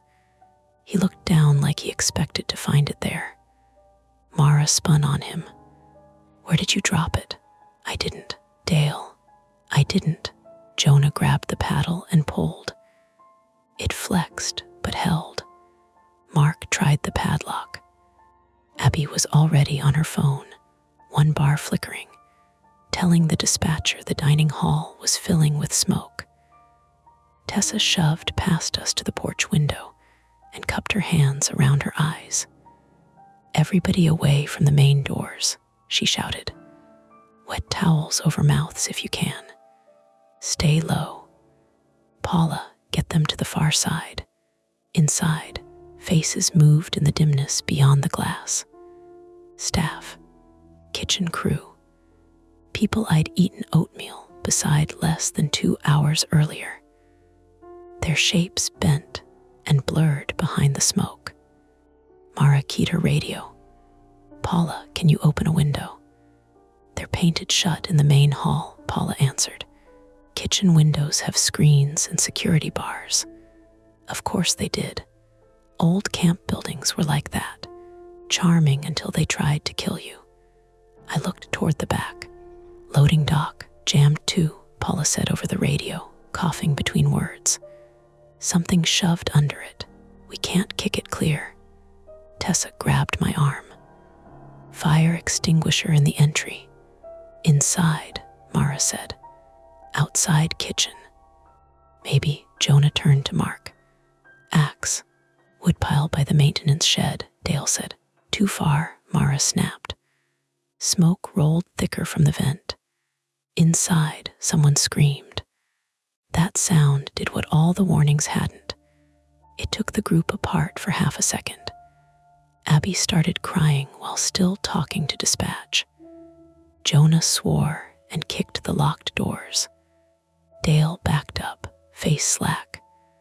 Mara stared at the padlock as if hate might melt it. I saw the blue painter's tape on her sleeve. It was peeling at one corner. A dumb detail. Useless.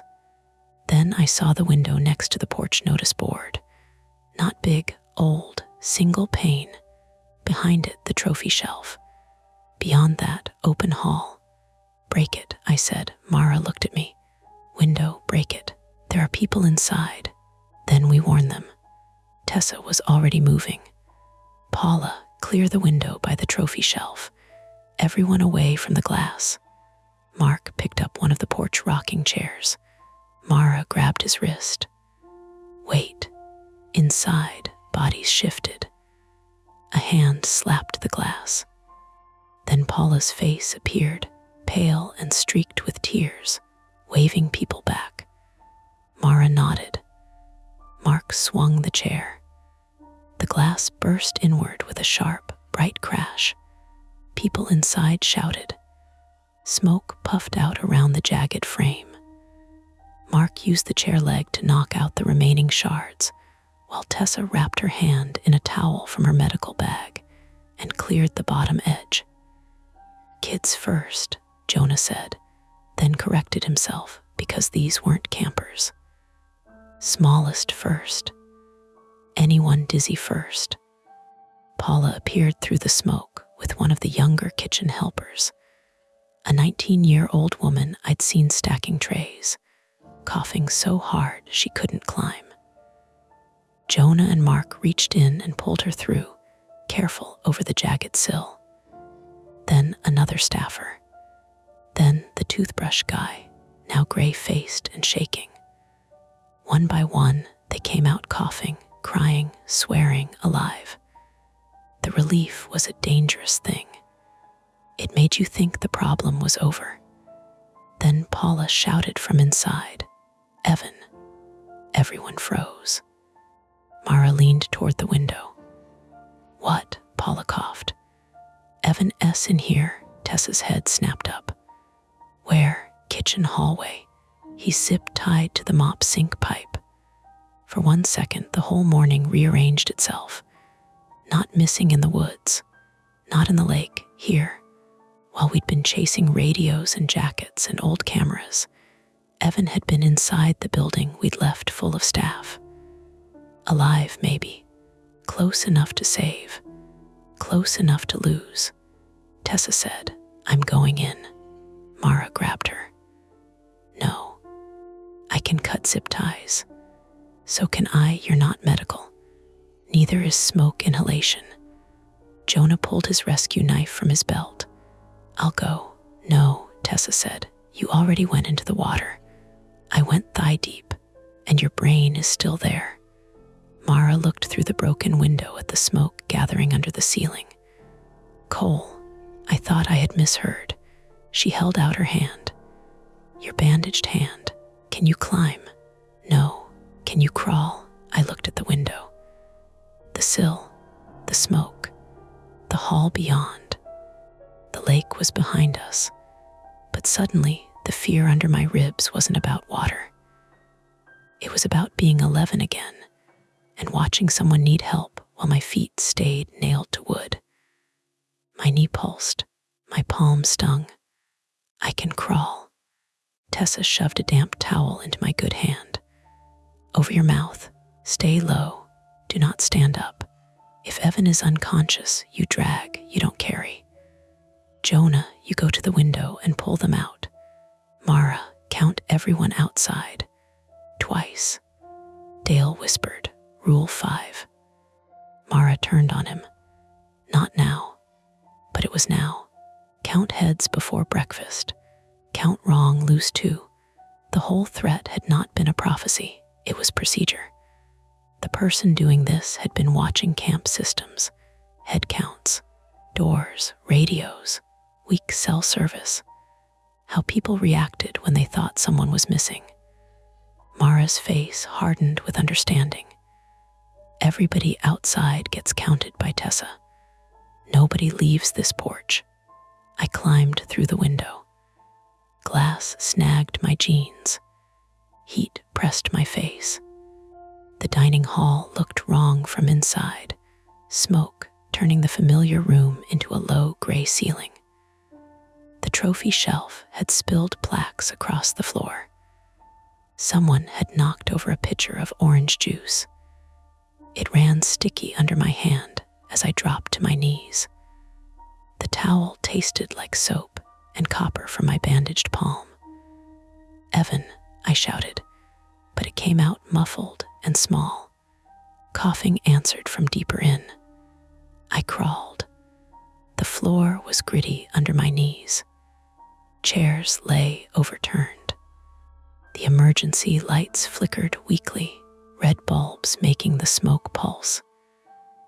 At the kitchen hallway, the air sharpened, burning insulation, hot dust. A light fixture buzzed overhead, then went out with a pop.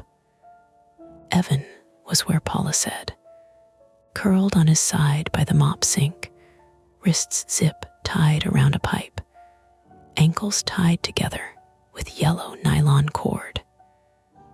His yellow rain jacket was gone, just his Camp Armitage sweatshirt soaked at the collar. Duct tape hung loose from one cheek where he had managed to rub it partly off. His eyes were open but unfocused. "Evan," he flinched. "It's Cole." His lips moved. No sound. I saw blood on his hairline, a dark sticky patch above his ear. Not much, but enough. A bruise was rising along his jaw. I pulled Jonah's rescue knife from where he'd pressed it into my hand. My fingers were clumsy from the bandage. I sawed at the zip tie around Evan's wrists. "Who did this?" I asked stupidly, because fear makes you want names before survival. Evan coughed. "Gray hoodie." The zip tie snapped. I cut his ankles free. Behind me, floorboards creaked. Not from the window, from the kitchen. I turned.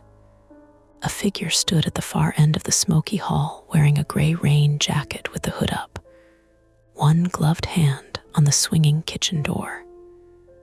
For a second, my brain tried to make it Ben Harlow, because Dale had planted the name, and the strip of gray nylon had given it shape.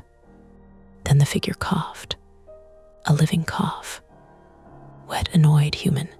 He stepped backward. I shouted, "Mara." The figure ran through the kitchen. I hooked my arms under Evan's and dragged. He was heavier than he looked. Everyone is when they aren't helping. His heels bumped over the floorboards. My injured palm screamed. Smoke slid into my lungs around the towel. I coughed so hard sparks filled my vision. "Cole," Jonah shouted from the broken window. "Here." I dragged Evan into the main hall. Jonah climbed halfway through the window, arm extended. Mark braced him from outside. "Send him," Jonah yelled. I shoved Evan's shoulders toward the sill. Jonah grabbed his sweatshirt. Evan cried out as his ribs hit the wood. Then Mark and Abby pulled him through from outside. I tried to follow. A crash came from the kitchen. Then Mara yelled from outside. "He's running toward the lake." Of course he was. The pattern again. Draw everyone toward water.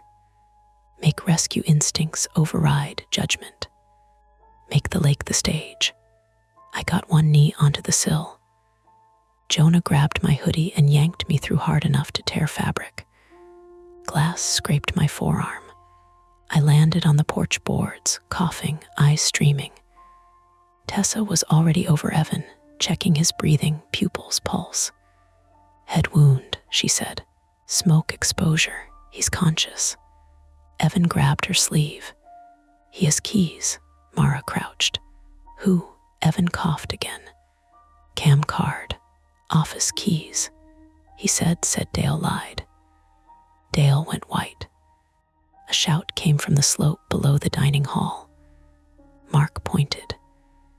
The gray hooded figure was cutting across the grass toward the waterfront, moving fast but unevenly. Not a ghost, not a memory. A man. Mara stood. Jonah, stay with Tessa. Jonah looked like she'd slapped him. No, stay. His eyes went to Evan, then to the lake, then back to her. He stayed. That cost him. I could see it. Mara took off after the figure. Mark followed. Abby stayed, still holding the phone with dispatch shouting through it. Dale didn't move until the figure reached the path by the boathouse. Then Dale said, I know him, and ran. I shouldn't have followed. My knee was bad. My lungs felt scraped raw. But the man had the camera card. He had office keys. He had Evan's morning and Ben Harlow's name, and the camp twisted into a trap. So I limped after them. The chase wasn't clean. It was ugly. Mara slipped on wet grass and caught herself on one hand. Mark vaulted the canoe rack and knocked over 3 paddles. Dale wheezed like his chest was coming apart. The man in gray cut down the North Shore Trail instead of onto the dock, then veered toward the pump shed. He knew the geography. That mattered. At the bend near the yellow cord marker, Mark almost caught him. The man swung something back, a metal flashlight. It caught Mark on the cheekbone with a dull crack. Mark dropped to one knee. Mara stopped for him. Go, Mark barked, blood pouring between his fingers. She went. I reached Mark 2 seconds later. Can you stand? Yeah, he could not right away. His eyes were watering and unfocused. Cost. There it was. No one got through clean. Dale and Mara were ahead now, crashing through the last stretch to the pump shed clearing. I forced myself after them, each step sending pain up my thigh. When I broke into the clearing, Dale had the man cornered near the intake pipe. The hood had fallen back. He was maybe 30. Male, white, narrow face, scruffy beard. Wet hair stuck to his forehead. I had seen him before, but only in passing. A maintenance temp unloading propane cylinders when I arrived the previous evening. Dale said his name like a curse. Owen. Owen Pritchard, 31, male, from Dover, New Hampshire, temporary maintenance contractor hired for pre-season repairs. Until that moment, he had been background noise. One of those seasonal workers everyone assumes belongs because he knows where the ladders are and carries a clipboard. He held a small hatchet in one hand and a black trail camera memory card in the other. Mara kept 10 feet between them. Put it down. Owen laughed once. Smoke had made his voice raw. Now you care about evidence, Dale said. Your brother drowned because he was drunk and alone. Owen's face changed so violently the hatchet lifted. Don't, Mara said. My brother wasn't alone. The lake behind him slapped the rocks. The intake pipe gurgled as water shifted inside it. Dale's mouth trembled. Owen, you knew he was missing before breakfast, Owen said. You all counted wrong. You wrote it off because camp started in 2 days, and nobody wanted parents asking why a lifeguard disappeared on Dale's watch. Mara said, that doesn't make Evan responsible. No, Owen snapped. Evan was bait, like Ben was bait for your stupid lake games. There were no lake games, Dale said. Owen pointed the hatchet at him. Liar, Mara's voice steadied. Owen, police are coming. Evan is alive. Nobody has to die here. That's the first true thing anyone from this camp has said. Then he threw the memory card into the lake. Mara lunged, too late. The card hit the water near the intake pipe and vanished. Owen turned to run along the bank. Dale moved first, not smartly, not heroically, desperately. He swung the canoe paddle at Owen's legs. Owen stumbled, caught himself, and slashed with the hatchet. The blade hit Dale's forearm with a sound I will never forget. Not a chop. A wet, hard knock. Dale screamed. Mara hit Owen from the side, driving him away from Dale and toward the pipe. They both went down in the mud. The hatchet spun loose. I saw it land near the reeds. Owen scrambled for it. I moved without thinking. That was the only reason I moved at all. I kicked the hatchet into the lake. My shoe went in after it, then my foot. The bank gave way under the mud, and suddenly I was thigh deep, then waist deep, cold water clamping around me so hard I couldn't breathe. Everything became sound. Mara shouting, Dale groaning, the lake against my ears. My hands slapped at reeds. My injured palm flared open. Mud sucked at my shoe. I could feel the old panic rise with perfect memory. 11 years old, dock planks, my cousin's hand, doing nothing. Not this time. I grabbed the intake pipe with both arms. Owen tried to crawl past Mara. She hooked one hand in the back of his jacket. He twisted and punched her in the ribs. She folded, but didn't let go. I found a stone under my foot, pushed, came up coughing. Mark burst into the clearing, blood down his cheek, and tackled Owen from behind. Abby was behind him with Dale's paddle, crying openly now, but holding it like she meant to use it. Together, she and Mara pinned Owen's arms while Mark jammed a knee between his shoulder blades. Zip ties, Mara gasped. I laughed once from the water because that was what had started it and what would end it. No one had zip ties. Dale curled around his bleeding arm, kicked his belt toward them. Use that. Mara looped the belt around Owen's wrists. Mark tightened it until Owen swore and stopped struggling. In the distance, sirens rose, real ones, not close enough to save us from what had happened, close enough to prove the world had not entirely disappeared. I dragged myself out of the lake on my stomach. Mud covered my hoodie. My bandage had come loose and trailed from my hand like shed skin. I lay there coughing like water and smoke, shaking so hard my teeth clicked. Mara crawled over and sat beside me, one arm wrapped around her ribs. You went in, she said, not my plan. Still, Dale was crying, quietly. Maybe from pain, maybe from Ben, maybe from the fact that Owen Pritchard had built an entire morning of terror from one buried death. A job application, stolen keys, cut chains, radios rigged with fresh batteries, old grief, and camp procedures everybody trusted until they became weapons. Owen lay face down in the mud, breathing hard. You counted wrong, he said into the ground. Mara looked at him with dirt on her cheek and smoke in her hair. No, she said, we found him. The sirens grew louder beyond the trees. I looked out at the water where the memory card had gone under.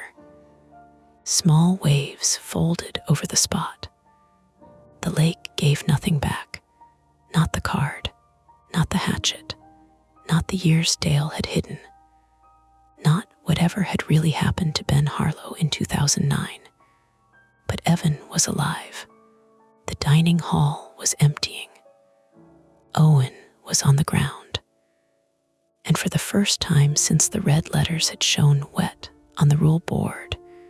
Nobody was running toward the lake because someone else had told us to. The first ambulance came through the front gate at 9:42 a.m. And because the chain had been cut, it didn't have to stop. That detail bothered me later. Not while it was happening. While it was happening, I was sitting on the grass near the North Shore Trail with a wet hoodie stuck to my ribs, a towel around my shoulders, and Tessa's hand under my chin as she shined a penlight into my eyes. "Follow the light," she said. "I'm trying. You're following my forehead. It's a nice forehead. Cole." I followed the light. Behind her, Owen Pritchard lay face down in the mud with Mark's knee pressed carefully between his shoulder blades and Dale's belt looped around his wrists. Abby stood 10 feet away holding the canoe paddle in both hands, even though Owen had stopped struggling. She was shaking so hard the paddle blade tapped against the ground. Tap, tap, tap. The sound made me look toward the lake. Tessa caught my face and turned it back. "Not there. I'm fine. You are wet, bleeding, coughing smoke, and lying badly. Fine adjacent." She almost smiled. Almost. Then the ambulance siren cut off near the boathouse, and the sudden absence of it left behind smaller sounds. Tires in gravel, doors slamming, radios talking over each other. Dale making a low animal noise every time he forgot not to move his arm. Mara sat beside him, one hand pressed to her ribs. She kept saying, "Look at me, Dale. Stay with me," in the same voice she'd used to keep counselors from scattering. Calm, firm, a little angry. Anger was what she had instead of falling apart. State police arrived 2 minutes after the ambulance. Sheriff Ellery came 4 minutes after that, still smelling faintly of road flare smoke from the crash on Route 11. Sheriff Daniel Ellery was 46, male, from Wolfeboro, New Hampshire, broad through the shoulders and careful in the way rural cops get when they know everyone's last name and still have to do the job correctly. He took one look at Owen, then at Dale's arm, then at the mud around the intake pipe, and his face closed down. "Nobody touches anything else," he said. Mara let out a laugh that turned into a cough. "We tried that. I can see that." Owen raised his head just enough to spit mud from his mouth. "Ask him about Ben." Ellery looked at Dale. Dale looked at the lake. It was a tiny exchange, less than a second, but I saw it. So did Mara. The paramedics moved in before anyone could say more. Dale went first. His forearm was wrapped in towels red enough to make the world narrow around them. The hatchet had opened him deep along the outside, missing the artery by luck or angle, or whatever name you give to the thin difference between surgery and a funeral. He argued once when they loaded him. "I need to talk to Ellery." "You need stitches and probably a surgeon," Tessa said. Dale tried to glare at her. She stared back. He stopped arguing. Mark was next, sitting on the open tailgate of the ambulance, while a paramedic cleaned the split over his cheekbone. He kept asking whether his eye looked normal, and nobody answered fast enough to make him feel better. Abby stood nearby, arms wrapped around herself, staring at the paddle now lying on the grass like it had betrayed her by becoming ordinary again. Jonah came from the dining hall with soot on his face, and both hands clenched around a bottle of water he hadn't opened. He looked at me, then at the lake, then at Evan being brought out on a stretcher from the porch. Evan was awake. That helped. It did not fix anything. He had an oxygen mask over his face and a white bandage around his head. His eyes moved too fast, tracking every adult, every uniform, every snapped glove and radio burst. When the stretcher rolled past the rule board, he turned his face away so sharply Tessa had to steady him. His mother arrived before the second ambulance left. I didn't know who had called her. Maybe Paula. Maybe police. Maybe that invisible system adults always talk about when something has gone wrong enough to become official. Mrs. Rusk was 44, female, from Manchester, New Hampshire. A small woman in work slacks and a cardigan buttoned wrong. She came out of her car running, one shoe half off, saying Evan's name in a voice that made everyone on the porch go quiet. She reached the stretcher and touched his hair, his shoulder, his hand, like she was counting him herself. "I'm okay," Evan said through the mask. He was. But he was alive, and sometimes those are the only words the living can offer. Police put Owen in cuffs after the paramedics cleared him. Real cuffs, not Dale's belt. He had stopped talking by then. The fight had gone out of his body, but not his face. He watched Dale's ambulance pull away with an expression I couldn't read cleanly. Satisfaction maybe, grief maybe, something spoiled by both.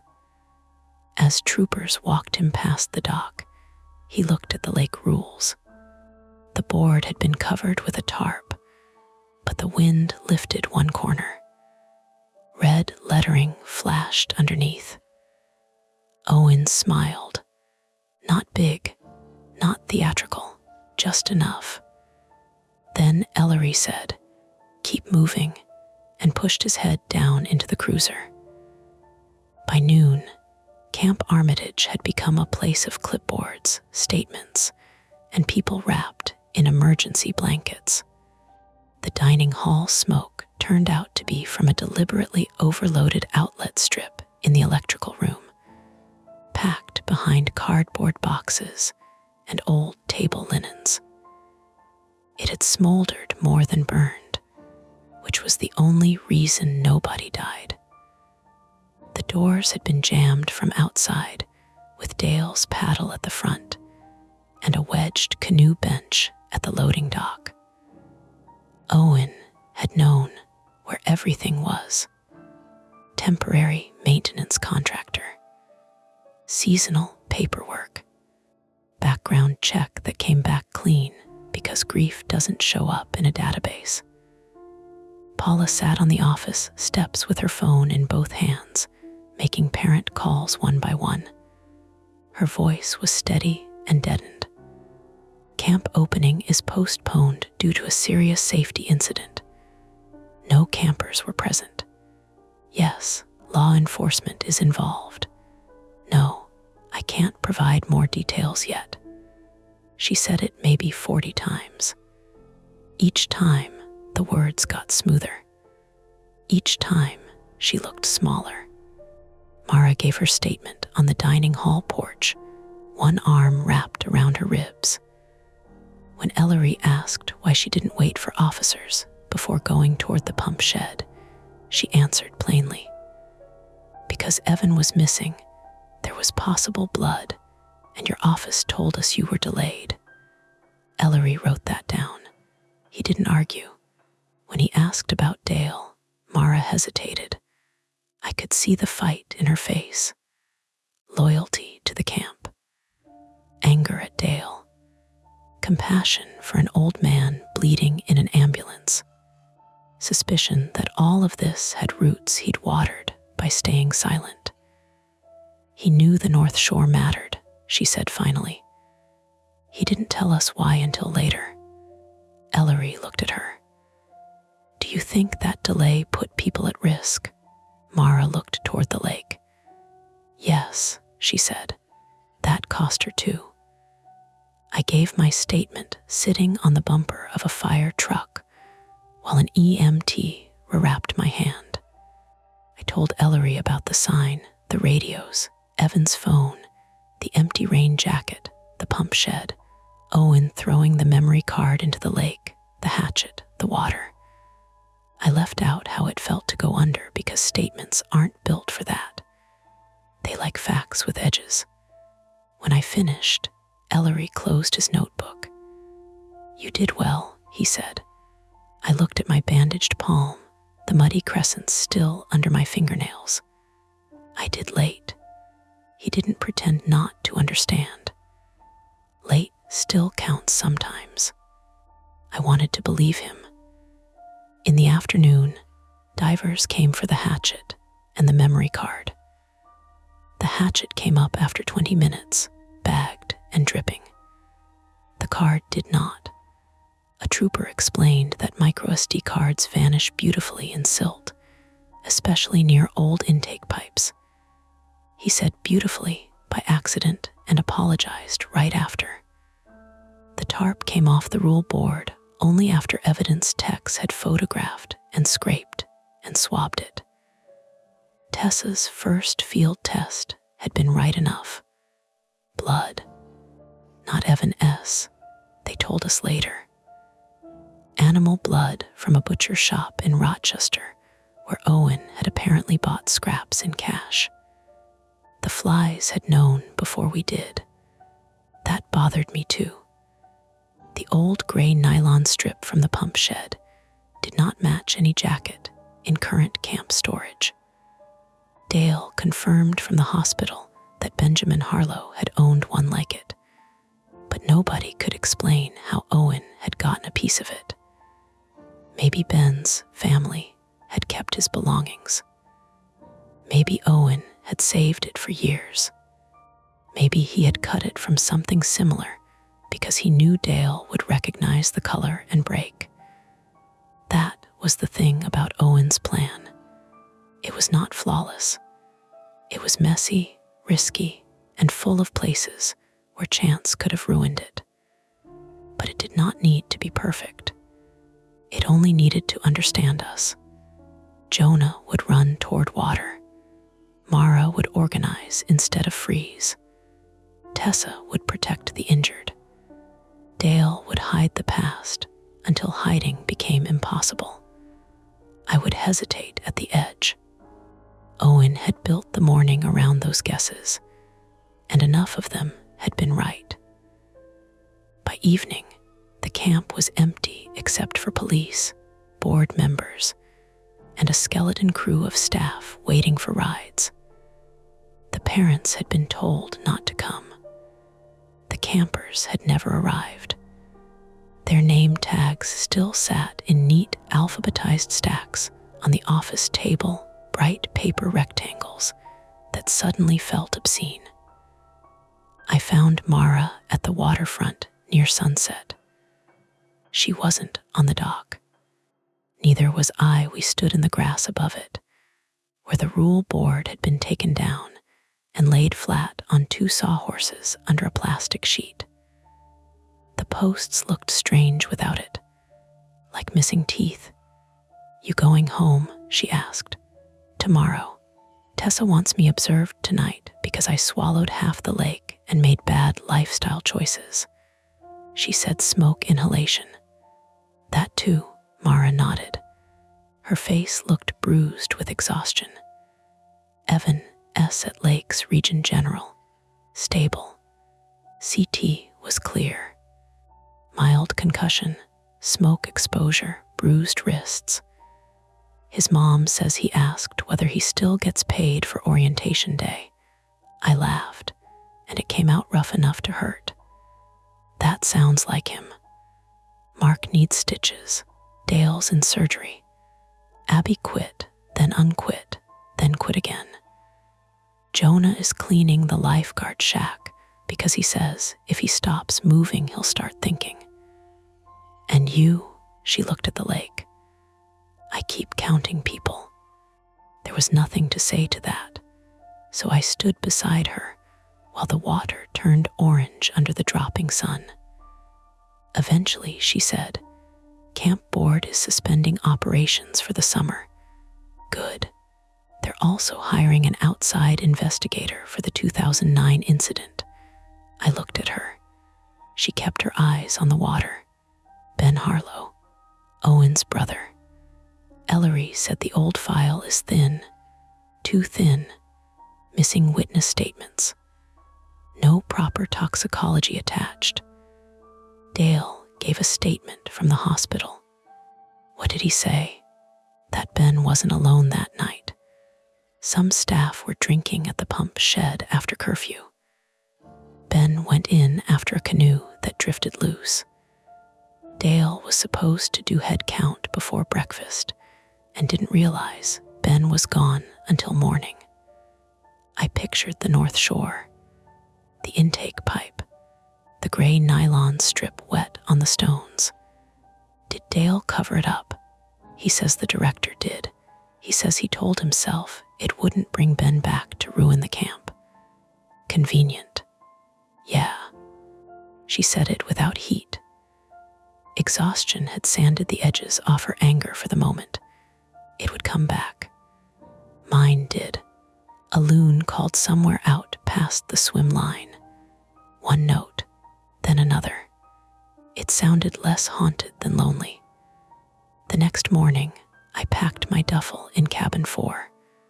My clothes smelled like smoke and like weed. My shoes were still damp. Mom called 3 times before breakfast, and when I finally answered, she cried in that quiet, controlled way that made me wish she'd yell instead. "I'm okay," I said. "You keep saying that. I'm okay enough." That was truer. Before I left, I walked to the waterfront alone, not onto the dock, not yet, just to the grass above it. The lake was bright under a clean sky, ridiculously pretty after everything. Winnipesaukee glittered between the pines. A fishing boat moved across the far water. Somewhere near the dining hall, someone ran a shop vacuum over broken glass. Ordinary sounds returning in pieces. The rule board was gone, taken as evidence. In its place, someone had taped a temporary sheet of printer paper to one cedar post. Waterfront closed. Under it, in smaller letters, Paula had written, "No exceptions." I stood there longer than I planned. Then I heard footsteps behind me and turned too fast. It was Jonah. He held 2 coffees from the kitchen, one in each hand.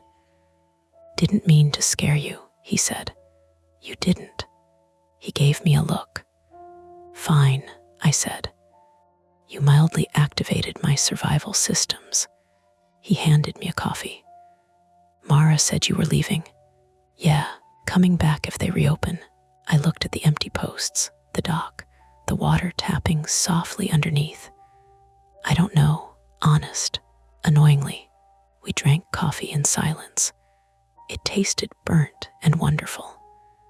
After a while, Jonah nodded toward the lake. "You went in." People keep saying that. It matters. I watched a small wave break against the shore and pull pine needles back with it. It didn't fix the part where I froze when I was a kid.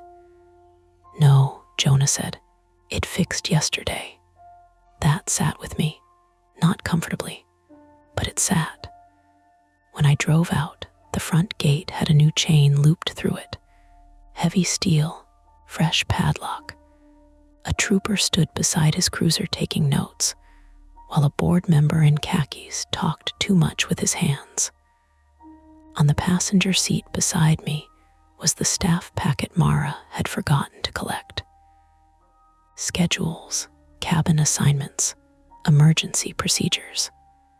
At the back, the waterfront rules were printed in blue ink. There were 4. I read them at a red light outside Alton Bay, even though I knew I shouldn't. No swimming without lifeguard present. No swimming after dusk. No camper beyond swim rope without permission. Count heads before and after every waterfront activity. Rule 4 now. Rule 5 before. Rules change names when people want to stop remembering why they exist.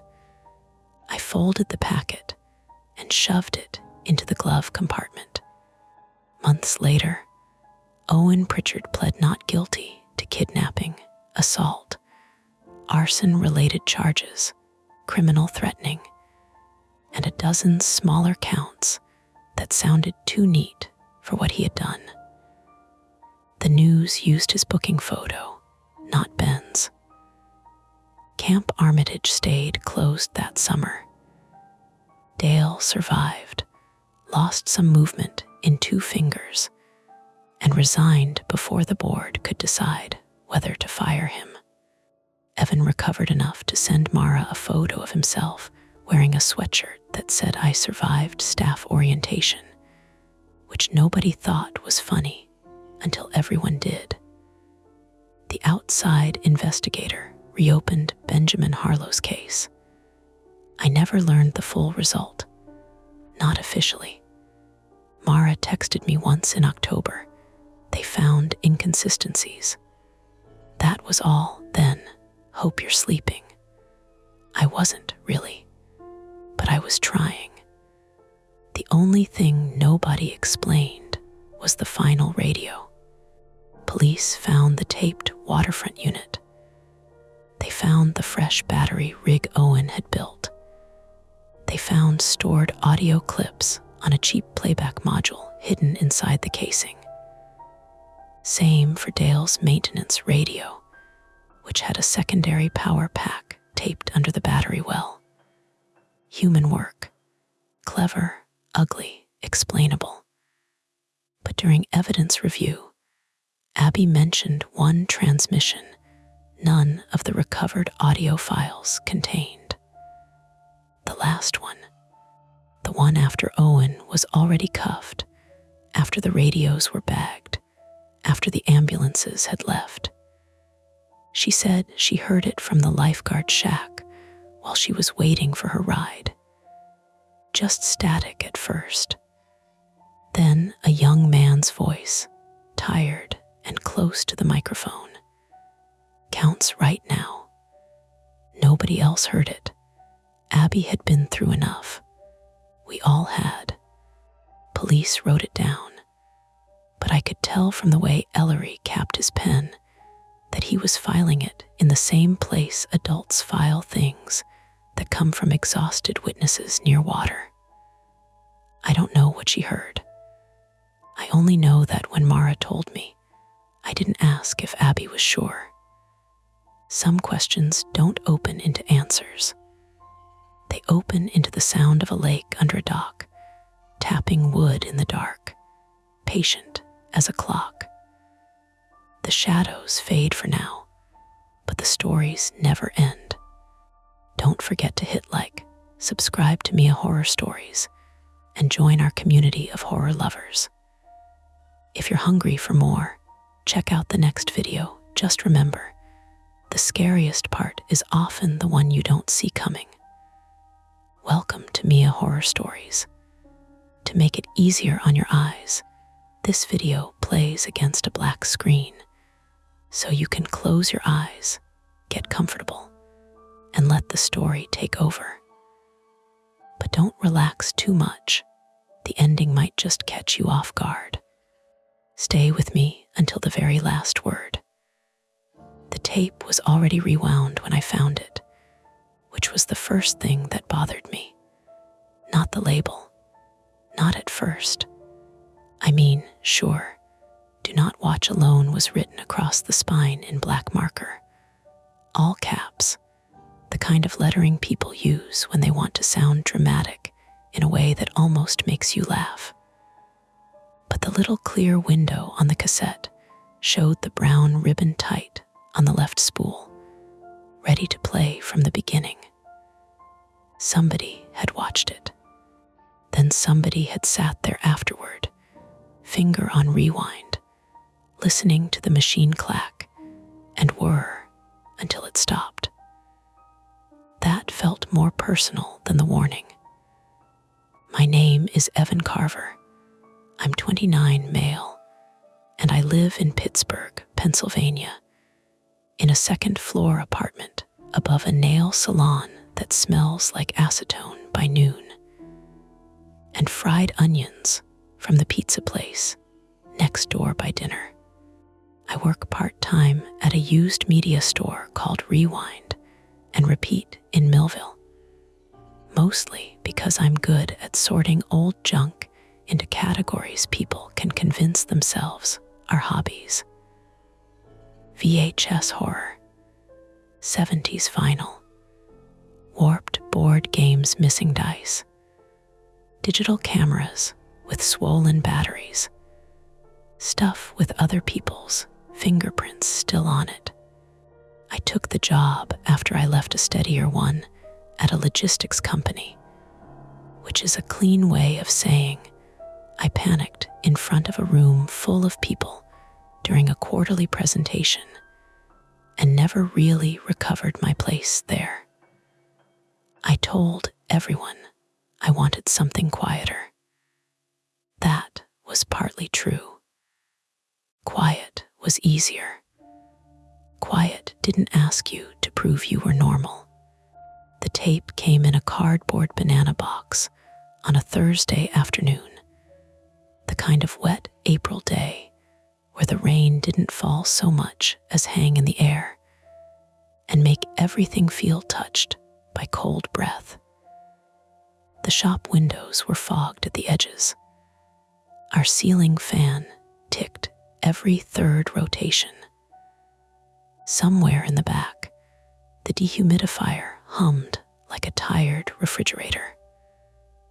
Mara was the first one to notice the handwriting. Mara Bell, 31, female, was my co-worker and unofficial manager whenever our actual boss decided the store could run on faith and drawer change. She had cropped auburn hair, a silver ring through one nostril, and the kind of practical skepticism that made her good at pricing dead people's collections without getting sentimental. Mara liked rules because they saved time. She also liked breaking them when she thought the rule was stupid, which was most of the time. She plucked the cassette from the banana box using 2 fingers. "Cute," she said. I was kneeling by the counter, separating tapes into piles. Keep, donate, trash, and ask Dave, because somebody on the internet might pay $30 for this for reasons known only to God. What?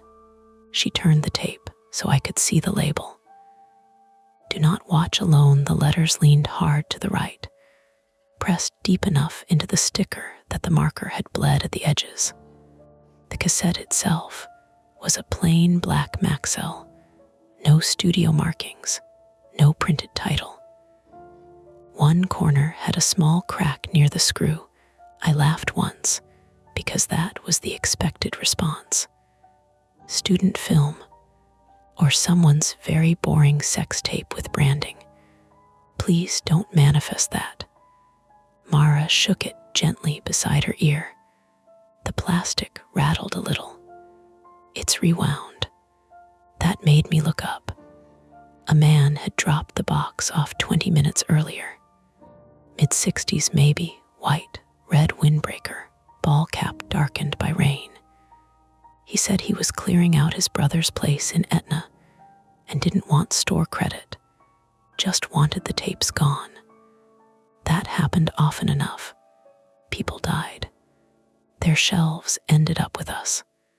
The man had stood near the door like the store might stain him, glancing at the posters and the loose cables and the CRT televisions stacked near the register. He hadn't seemed nervous, just damp, tired. Mara set the tape on the glass counter between us. Rain ticked against the front window in tiny, uneven taps, and from downstairs, the nail salon's ventilation fan buzzed through the floorboards. "You want to test it?" she asked. I should have said no. Not because of the label.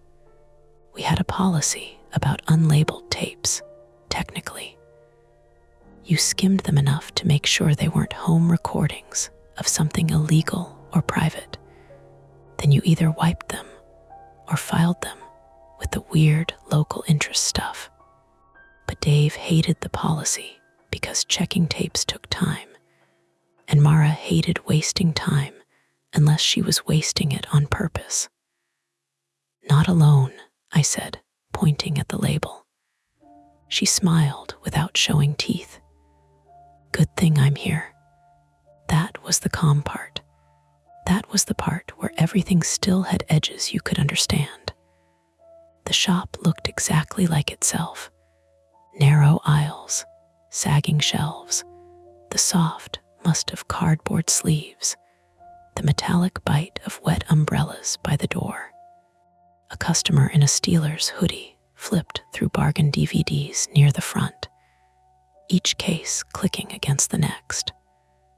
The little bell over the entrance twitched now, and then, when wind pushed the door in its frame, nothing dramatic happened. Mara carried the tape to the back counter where we kept the testing setup. A 13-inch Panasonic CRT with a built-in VCR, a thrifted DVD player, and a milk crate full of cables that had somehow become everyone's problem and no one's responsibility. The TV sat under a shelf of horror tapes with sun-faded spines. Someone had taped a handwritten note to the side. "No food near the VCR, EVAN." That was fair. One time. The customer left. The bell gave its thin little ring.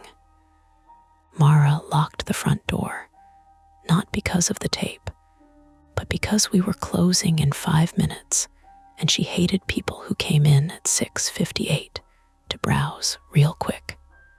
I finished counting singles in the register while she crouched by the TV and slapped the side of it with the heel of her hand. "Still doing the vertical roll?" I asked. "Only when it senses weakness." The screen flashed blue, then black, then blue again. The built-in VCR made that dry mechanical cough old machines make when the belt is thinking about giving up. Mara slid the cassette in. It accepted the tape halfway, paused like it had doubts, then pulled it from her hand. A soft thunk, a whir. The screen stayed blue. "Dramatic," Mara said. I leaned against the counter. "Maybe it's blank." Then the TV speakers popped, not loud, just enough to make both of us stop moving. The blue screen cut to gray static. Fine snow.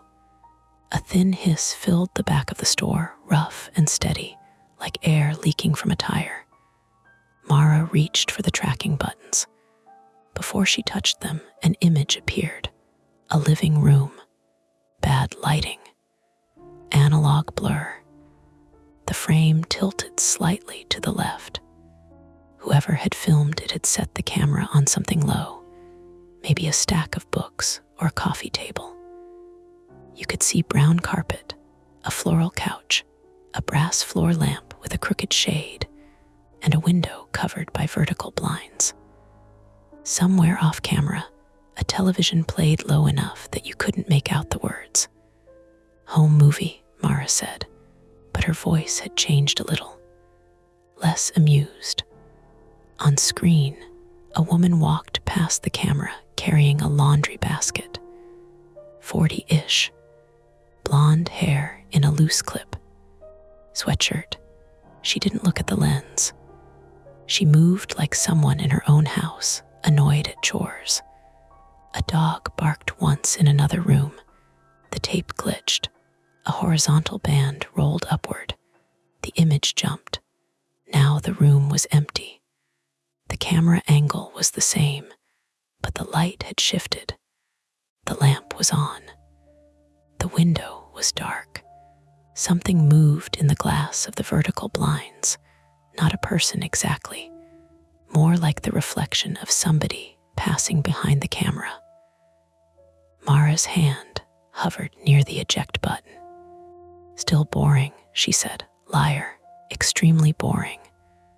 Then a voice came from the TV. "Evan." It was quiet, nearly swallowed by the hiss. I did not jump, not the way people do in movies. My body did something smaller and worse. It tightened in pieces. Fingers first, then jaw, then my shoulders, as if someone behind me had reached out and almost touched my neck. Mara looked at me. I looked at the screen. The living room stayed empty. "Say that again," Mara said, but not to me.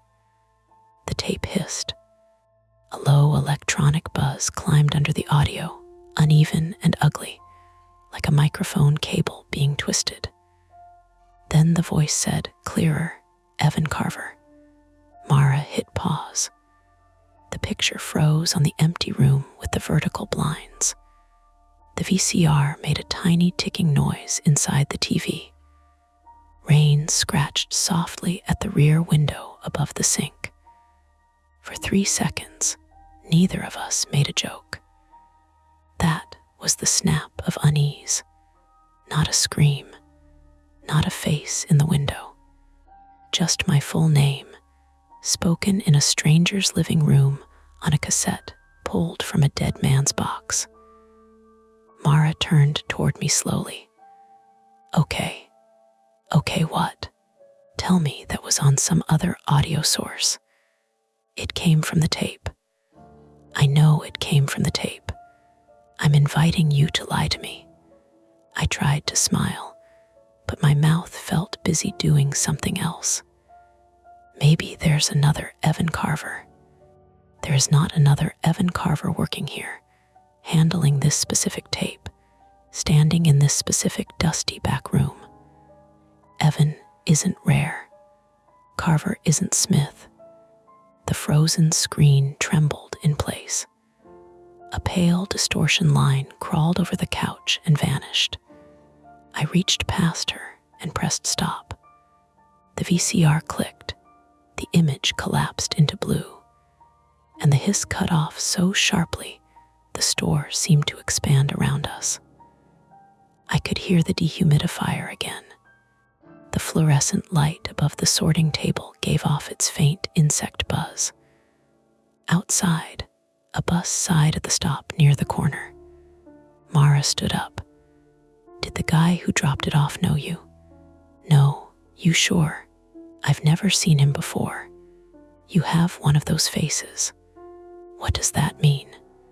"It means people from high school probably recognize you at gas stations, and you pretend not to see them." That was uncomfortably accurate, so I ignored it.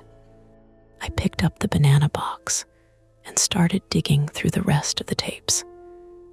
Mostly recorded TV. Masking tape labels. Penn's Game 1997, Mom Birthday, News Flood, Christmas '88. A few retail movies. Nothing with my name. Nothing else threatening us with social guidelines. At the bottom of the box, under a cracked copy of Crocodile Dundee, there was an envelope. Plain white, soft from age. No stamp. Mara saw it at the same time I did. "Don't," she said. So of course I did. Side was a Polaroid. The photo showed the front of Rewind and Repeat. Not recently. The window display was different. The paint on the door was less chipped. A sun-faded poster for a local punk show hung where we now kept the bargain bin. The photo looked maybe 10 or 15 years old, judging by the cars reflected in the glass. On the bottom white border, someone had written, "They always watch in PAIRS." Mara leaned close enough that her shoulder touched mine. "That's our shop," she said. "I know." Was Dave here back then? Probably. Dave Klein, 52, male, owned Rewind and Repeat, and had the exhausted softness of a man who had spent too many years convincing himself nostalgia was a business model. He was divorced, usually late, and capable of remembering the catalog number of a Japanese laserdisc, but not whether he'd paid the electric bill. He was American, born and raised around Pittsburgh, and treated the store like an aging pet, inconvenient, expensive, impossible to abandon. Mara pulled her phone from her back pocket. Call him. He's at his kid's thing. Then text him. I took out my phone and opened Dave's thread. The last message from him was from that morning. Need receipt paper. Also, don't let Mara sell the Betamax. Guy from Cleveland, coming Saturday maybe. I typed, did someone ever bring in a tape labeled Do Not Watch Alone? Found one in today's drop-off. It said my name, not joking. Also found old Polaroid of shop. I stared at the message. It looked insane. Mara watched my thumb hover. Send it. I sent it. The little bubble sat there, delivered, no reply. Mara took the Polaroid from me and held it under the fluorescent light. Could be staged. By who? The old guy, Dave. Some horror nerd. Someone who knows you. Why?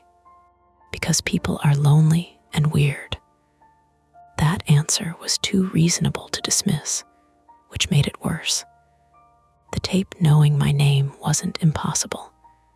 It was creepy, yes, but not magic. My name was on employee tags, old social media, maybe the shop website, if Dave had ever posted staff photos from one of our sidewalk sales. Someone could have recorded audio and spliced it in. Someone could have put the tape in the box, knowing we'd test it.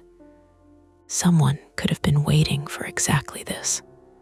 The thought landed badly. I looked toward the front of the store. The aisles beyond the bead curtain were dim. We left half the lights off near closing to save money, so the shelves made tall black lanes between patches of yellow. The front windows reflected the inside more than the street now. For a second, I saw Mara and me doubled in the glass, standing shoulder to shoulder, both of us pretending not to look scared. My phone buzzed.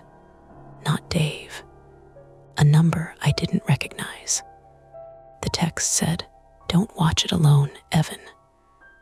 Mara read it over my shoulder and said nothing. The message had no punctuation beyond the comma. No link, no photo, just 11 words and my name again. I tapped the number. Local area code. No contact. Block it, Mara said. Instead, I called it. She grabbed my wrist. Evan. It's probably the guy from the box. Then let him leave a voicemail like a normal creep. But I hit call before I could think too hard, because one of my worst qualities is that I mistake dread for a problem I can solve quickly if I just get enough information. The phone rang once, twice. On the third ring, something vibrated in the banana box. Both of us looked down. At first, I thought it was one of our phones echoing against cardboard. Then the vibration came again, muffled and frantic, buzzing under the tapes. Mara whispered, "No." I moved the tapes aside. Under the last row of cassettes, tucked against the corner, was an old flip phone. Silver, scratched. Its tiny outer screen glowed blue. Incoming call, my call, I ended it. The flip phone stopped buzzing. Rainwater dripped from the awning outside in steady ticks. Somewhere upstairs, the old pipes knocked once in the wall. Mara backed away from the box with her palms open, like it might have grease on it. "We're calling the cops," she said. "And saying what?" "Saying someone hid a phone in a donation box and is harassing us." That, at least, sounded sane, specific, reportable. I nodded. "Okay." But neither of us moved to do it, because the TV behind us clicked. The VCR had not been on. I was sure I'd stopped it. I had not ejected the tape, but the blue screen had gone dark when Mara turned the power off. Now, the little red light on the Panasonic glowed again. The screen filled with static. Mara turned around slowly. "No," she said, more irritated than afraid, like the machine had embarrassed her personally. The static trembled. The tracking rolled. The same living room came back, empty, crooked, waiting. A voice spoke from the TV speakers. Not my name this time. 2 is better. Mara reached the power button in one step and punched it hard enough to rock the set back against the wall. The screen snapped black. The red light stayed on. She pressed eject. The VCR churned. Tape came halfway out and stuck, plastic lip protruding like a tongue. "Great," she said. Her voice shook now, and she hated that, so she made it sharper. "Fantastic. Haunted by obsolete technology with a bad loading mechanism." "It's not haunted. I know that." We stood there breathing too loudly. Then my phone buzzed again. Another text from the unknown number. "Finish the tape with someone you trust, or someone gets curious without you." Mara's eyes flicked to the front door. Locked. Then to the back door. Also locked. But the deadbolt had always been loose because the building was old and Dave was cheap. My instinct was to leave. Turn off the lights, lock the shop, get in my car, and drive somewhere bright. A Sheetz, a police station, anywhere with people buying coffee and arguing about lottery tickets.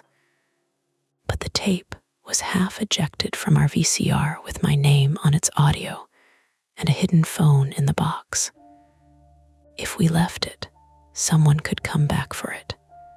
If someone had already been inside once, they might come again. If this was a prank, it had crossed from creepy to criminal. If it wasn't a prank, I didn't have a better category. Mara picked up the flip phone using a plastic shopping bag as a glove. Practical, even scared. "We don't touch anything else," she said. "We put the phone in a bag. We call police. We call Dave. We do not keep watching." I looked at the tape. Half in, half out. A small strip of brown ribbon had twisted near the cassette door, catching the fluorescent light. The warning label faced upward. "Do not watch alone," I heard my own voice, thin and stupid, say. "What if the rest tells us who's doing this?" Mara stared at me. That is exactly the sentence that gets people killed in movies. This isn't a movie. No, it's worse. Movies end. My phone buzzed once more before I could answer. This time it was Dave. "Don't play that tape." "Where did you get it?" The shop seemed to shrink around the message. Shelves, cords, rain, old plastic, dead screens. Mara read it and swallowed. There was our choice, laid out as plainly as anything ever gets laid out. Call the police now and hand over the tape before we knew what was on it. Or press it back into the machine with both of us standing there and learn just enough to make sure we could never unknow it. The VCR clicked again. Not playing. Waiting. The first problem was not the tape. It should have been. That would have been cleaner. A strange VHS with my name on it. A hidden phone, Dave texting like he'd just seen a ghost he didn't believe in. Any one of those should have been enough to decide the night. But the first real problem was that the front door would not unlock. Mara had the shop keys in her fist, the little brass ring pinched between two fingers, her jacket already on. She said, "Police station. We take the box. We do this where there are cameras and bored officers drinking vending machine coffee." And I had nodded because it sounded like a plan made by an adult. Then she put the key in the deadbolt and stopped. The lock turned halfway and jammed. She tried again. Metal scraped metal with a gritty, chewing sound. "Don't," I said too quickly. Mara looked at me over her shoulder. "Don't what? Force it. You'll snap the key." "I know how a lock works, Evan. I'm just saying. I understand what you're saying." She tried again anyway, slower this time. The key moved a fraction, caught, and refused. Outside, rain pushed silver threads down the glass. The street beyond Butler Street looked smeared and ordinary. Parked cars, wet sidewalk, the reflected red blink of the traffic light by the intersection. People were still out there. Not many, but enough. A woman with a hood up walked a dog past the pizza place, the dog's leash shining with rain. A bus groaned somewhere out of sight. Normal was right there, 6 feet away. Mara pressed her forehead briefly against the doorframe. "Okay." The way she said it told me she had moved from scared to angry, which was usually when she became useful. I should introduce one more person here, even though he wasn't in the room with us yet. Officer Neil Barlow, 44, male, American, worked for the local Millville Police Department and had once come into the shop to ask whether Dave had exterior camera footage after somebody broke a bakery window 2 doors down. He was broad, balding, and polite in the way cops can be when nothing has gone wrong enough to make paperwork personal. I knew his name because Mara remembered everybody's name if they had ever annoyed her. "Call Barlow," she said. "You have his number." "No, Evan, I have 911. She took out her phone. No service. She turned it toward me like I had done it. The top right corner showed nothing but the tiny emergency SOS text. Mine was the same. 1 bar had been there 5 minutes ago. Maybe the storm was messing with reception. Maybe the old brick building was being its usual dead zone self. It happened sometimes in the back room, never by the front windows. "Wi-Fi," I said. Mara looked at the register, where Dave's router sat on a shelf beside a jar of dead batteries and a ceramic Garfield mug full of pens. The router lights were out. So were the lights on the card reader. I hadn't noticed because the fluorescents were still buzzing overhead and the TV still had its small red standby light, but the register screen had gone black. The shop's music speaker had died too. That cheap Bluetooth speaker usually played Dave's old playlists until someone threatened to quit. Now the only sounds were rain, the ceiling fan's uneven tick, and the faint electrical whine of the CRT behind us. "Power's not out," I said. "Some power is out. That's not a thing. It is absolutely a thing in a building wired by drunk raccoons." Mara moved behind the counter and flicked the switch that controlled the front display lamps. Nothing. Then she flicked it again, harder, as if electricity responded to emphasis. The fluorescents over the center aisle remained on. The ones near the front were dead. Half the store was bright enough to make everything ugly. The other half sat in dim gray window light, the shelves forming long, dark ribs. I could feel my old panic starting to arrange itself inside me. It wasn't dramatic. No chest clutching, no instant collapse. More like my thoughts began arriving out of order. Door jammed, phones dead, router off, tape stuck. Dave knows. Someone planned this. Police, back door, flip phone, tape. A year earlier, in that conference room at the logistics company, I had lost the ability to speak because one slide wouldn't load, and 20 people waited while I clicked the trackpad over and over. It had been such a stupid thing. A frozen screen, a spinning cursor, nothing dangerous. But my body had read it as a trap, and after that, any small procedural failure could feel like a door disappearing. Mara snapped her fingers once in front of my face. Hey, don't go somewhere. I'm here. No, you're doing the 1,000-yard customer service stare. I said I'm here. Then help. That worked better than comfort would have. We went to the back door. It opened into the alley behind the row of businesses, where dumpsters sat under metal awnings and rainwater collected in potholes that smelled like old beer and bleach. The hallway to it was narrow, lined with overstock boxes, broken shelving, and Dave's abandoned plans to organize after tax season, whichever tax season that had been. The deadbolt on the back door had always been loose. Tonight it was not loose. Tonight it had been braced from the outside. I knew before I saw it fully, because the door opened less than an inch and hit something solid with a wooden thud. Mara put her shoulder into it. The frame creaked.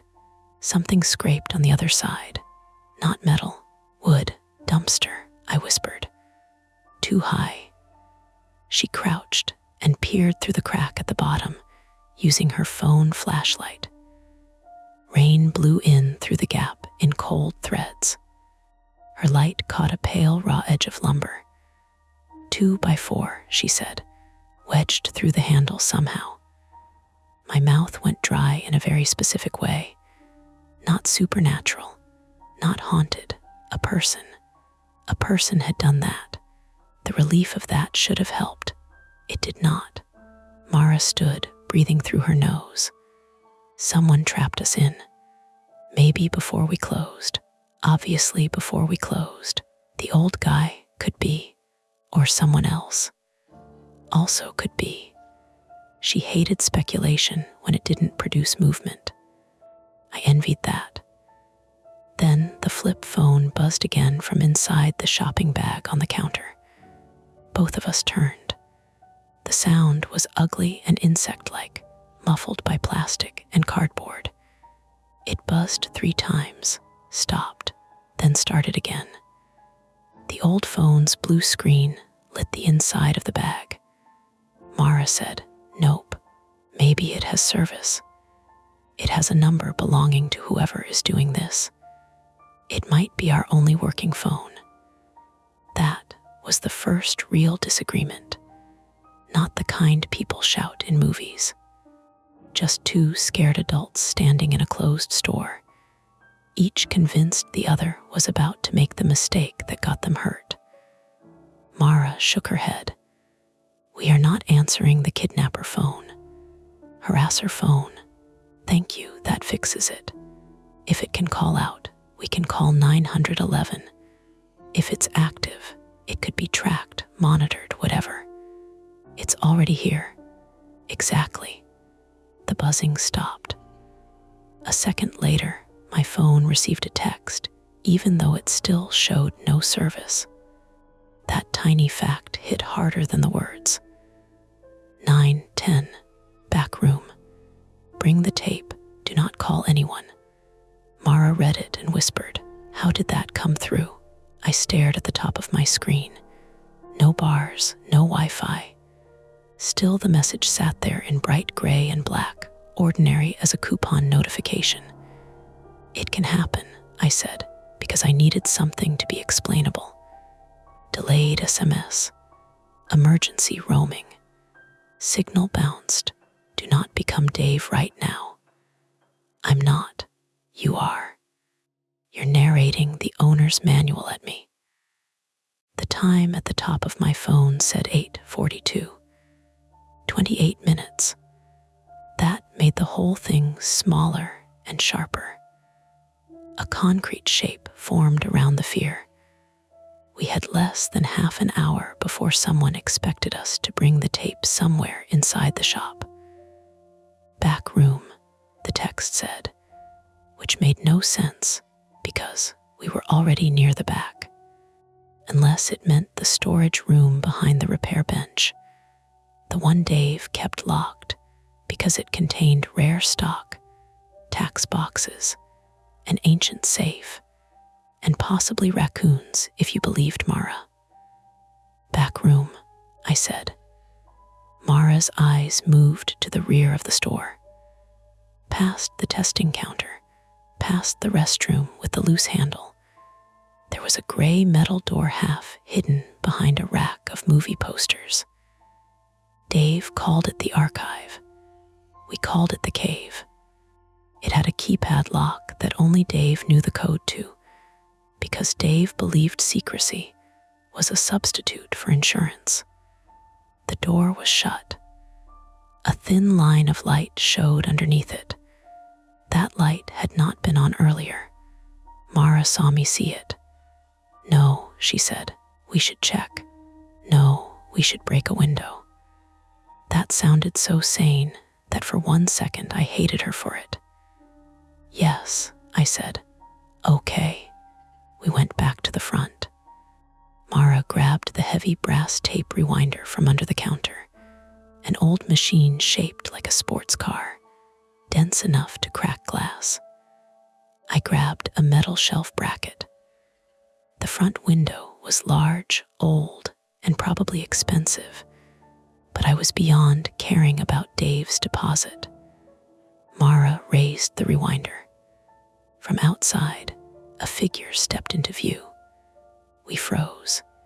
He stood under the narrow awning, close enough that rainwater poured behind him in strings. Hood up, dark jacket, face mostly hidden by the reflection of our own dead display lights. He didn't press against the glass, didn't wave, just stood there looking in. Mara lowered the rewinder an inch. "Customer," I whispered, which was the dumbest possible word. The figure lifted one hand. In it was something small and rectangular. A phone. My phone buzzed. No windows. Mara made a sound in her throat, not fear exactly. Disgust. The figure turned away and walked left, out of view, toward the alley. For a moment, neither of us moved. Then Mara said, "Now we call police on the flip phone." The shift was immediate. Her rule had changed because the facts had changed. That was Mara's strength. Pride did not survive contact with evidence. She pulled the old flip phone from the bag, using the plastic around it, careful not to touch it directly. It was a silver LG model with worn number keys and a cracked hinge. The battery indicator showed 1 bar. The screen displayed 3 missed calls, all from my number. No contacts. No recent outgoing calls besides mine. "Try 911, she said. I pressed the green button, and then 911 with the tip of a pen. The phone chirped. For 1 second, there was hope. Then a recorded voice said, "Your call cannot be completed as dialed." Mara snatched it from the bag. "You have to open it fully." "It is open." "Give it," she tried. Same recording. She tried without the area code, with the area code, holding down 9, hitting the emergency option. Same voice each time. Calm, female, dead end polite. Burner with no service, I said. It received a call. From my phone. Don't make me throw this at you. She checked the menu. The phone was old enough that every button press made a tiny plastic click. Messages. Empty. Contacts. Empty settings. The date was wrong. January 1, 2007. The wallpaper was a default blue gradient. Then Mara stopped. What? She turned the screen toward me. Under my number, it listed mine. Not just the same area code. Not a similar number, my exact phone number. That's not possible, I said.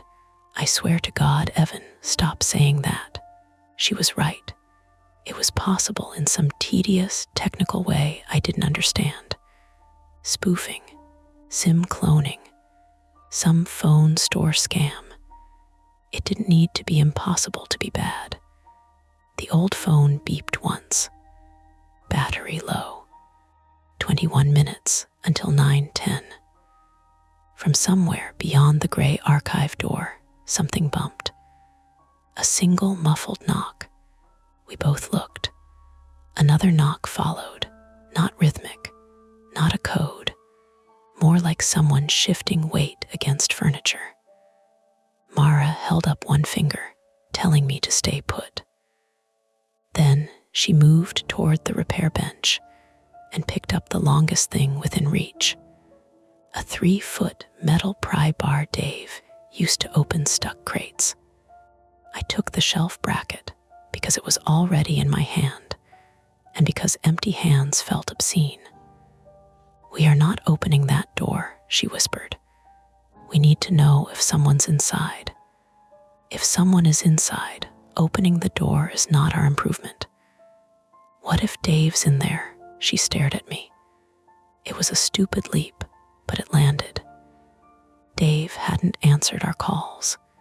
Dave knew the tape. Dave had texted too fast, too urgently.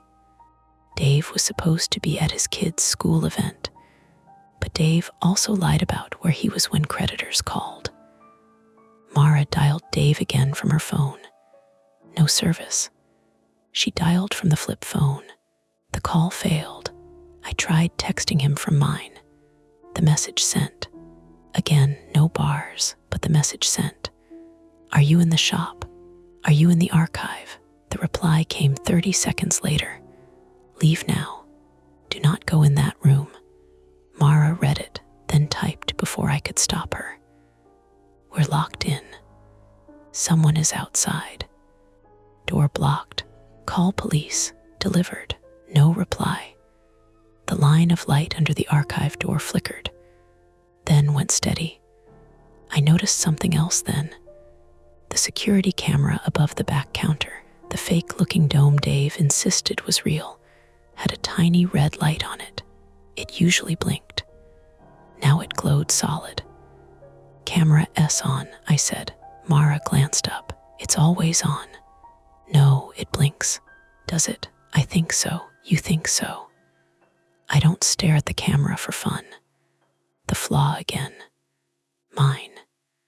The need to know. The belief that one more detail would make the fear organize itself into a solvable diagram.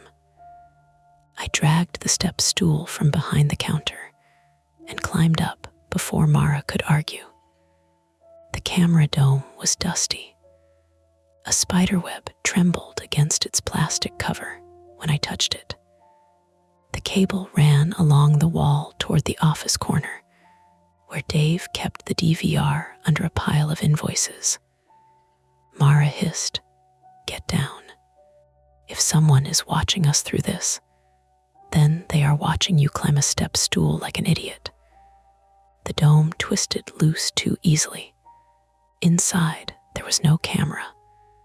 Just a small black device taped where the lens should have been. A phone, maybe, or a transmitter. A pinhole faced outward through the smoked plastic. A green LED pulsed once. Mara stopped breathing long enough for me to hear the rain. I climbed down carefully, holding the dome. "That is new," she said. "We don't know that." Evan, "Yeah, okay." It's new. The store had changed around us. Same shelves, same wet cardboard smell, same buzzing lights. But now every familiar object felt recruited. The camera dome, the phone, the locked doors, the tape half stuck in the VCR. It was like finding out your own apartment had a second set of keys in someone else's pocket. The flip phone beeped again. Battery critically low. I checked the time. 8:55, 15 minutes. Mara walked to the front window, keeping low between the shelves. She peered out toward the left, where the figure had gone. I don't see him. Maybe he's at the back. Maybe there's more than one. The thought was already there, but hearing it made it heavier. Then, from the alley side, came the sharp crack of something hitting the back door. Once, twice, not a knock now, a strike. The door shook in its frame. Mara flinched back, grip tightening on the pry bar. Another hit. The wood bracing the outside groaned against the handle. Whoever had trapped us in was now trying to scare us away from that exit, or get in, or make us move exactly where they wanted. The archive door, the back room. 9:10. The tape, my phone buzzed. 5 minutes early is polite. The message was wrong. It was 8:56, not 9:05. Either they didn't care about accuracy, or they knew fear made time sloppy. Mara's voice came low and fast. "We break the front window now. He's out there. He can watch from outside while we scream our heads off. What if he has a weapon? What if he does and we stay?" She was right again. I hated that too. We moved toward the front with the tape rewinder and pry bar. The front of the store looked darker than before, the dead display lights leaving the window as a black mirror. I could see our reflections in it. Mara small and tense, with the pry bar held like she knew exactly where to swing, me pale and damp-haired, shelf bracket in one hand, useless plastic camera dome in the other. Then the shop lights went out. All of them. The fluorescents cut with a flat click. The ceiling fan ticked twice more and stopped. For 1 second, there was only the rain and our breathing. Then the CRT behind us turned on by itself. Blue light filled the aisles from the back of the shop, laying thin color across the floor tiles and the lower shelves. The VCR whirred. The half-ejected tape pulled itself back in with a dragging plastic sound. Mara whispered, "No." The screen changed from blue to gray. Static hissed. A man's voice came through, close to the microphone, calm and ordinary. "Archive door. 9:10. Bring the tape, Evan. Bring Mara. If you break the window, the first thing outside won't be the police." A pause. Then softer, almost amused. "Ask Dave what happened to Lee." The tape clicked to stop. The screen went black. Mara did not ask who Lee was. She looked at me because she knew I didn't know either, and maybe because the name had been delivered like a key being slid under a door. My phone buzzed again. "Dave, is Mara with you?" I typed with shaking thumbs. "Yes." "Who is Lee?" The reply came fast. "Do exactly what they say until I get there. Don't let Mara out of your sight." The back door slammed again, harder this time. Something cracked. Not the door, I thought. The frame. Mara looked toward the archive door, where the thin line of light still glowed underneath. "We are not waiting for Dave," she said, but the front window had someone outside it. The back door had someone at it. The phones were useless, except when the person controlling this wanted them to work. The shop was dark. The tape had pulled itself back into the VCR, and the only lit room in the building was the one Dave had just told us not to enter. That was the new problem. Not whether to watch the tape, not whether to call the police. We had to get into the archive before whoever was at the back door got through, and we had to do it carrying the one object everyone seemed to want. Mara lifted the pry bar and turned toward the gray metal door. "Fine," she said, "but we go in together." Mara hit the archive door first with the pry bar, not because she thought it would open, but because fear needed somewhere to go. The metal rang out through the dark shop. Once, twice. The sound traveled down the aisles and came back thinner, mixed with rain on the windows and the wet slap of something outside hitting the back door again. "Keypad," I said. "I see the keypad." "I mean, maybe Dave gave you the code." Dave once gave me the code to his voicemail, and it was 4 zeros. I tried that last Christmas when he locked the receipt printer in here. Did it work? No. The shop was laid out like a narrow rectangle, front door, and big window facing the street. Register just inside on the right, rows of shelves running lengthwise toward the back, then the testing counter and repair bench, then the restroom, back exit, and the archive door tucked to the left behind the old poster rack. We were at the rear now, boxed between the archive and the hallway to the alley door. Blue-black darkness filled the aisles behind us. The only light came from the thin strip under the archive door, my phone screen, and Mara's phone flashlight trembling against the keypad. The keypad was an old beige unit screwed into the wall, numbers worn glossy by years of Dave's thumb. Mara tried 0. Red light. She tried 1234. Red light. She tried the shop's street number. Red light. The thing beeped each time, too loud. "Stop," I said. "Why, lockout." She lowered the pry bar. "You know that?" "No, but keypads do that sometimes." "You don't know that. I know enough." She stared at the red light as if she could bully it green. Behind us, the back door shook again. Wood groaned. Something scraped down the outside of the metal door, slow and rough. Not a knock, not a warning. Pressure. Mara turned her flashlight toward the rear hallway. The beam caught stacked boxes, old Christmas decorations, 3 broken VCRs, and the dark rectangle of the back door at the end.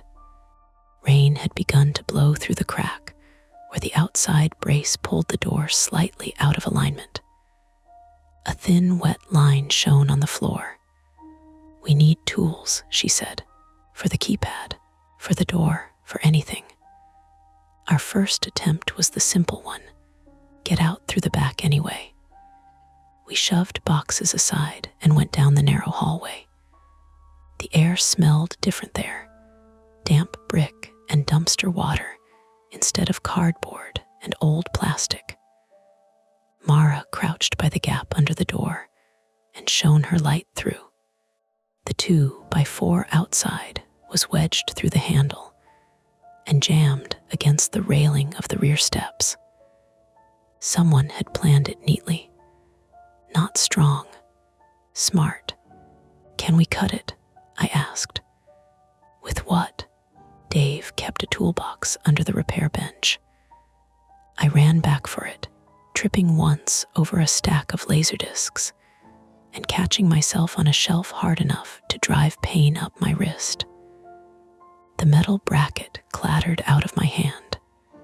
For one stupid second, I thought something had grabbed me, and I kicked backward before I understood it was just my own foot tangled in the strap of a canvas tote. Mara called, "Evan, I'm fine." I was. My wrist pulsed. My throat tasted like pennies.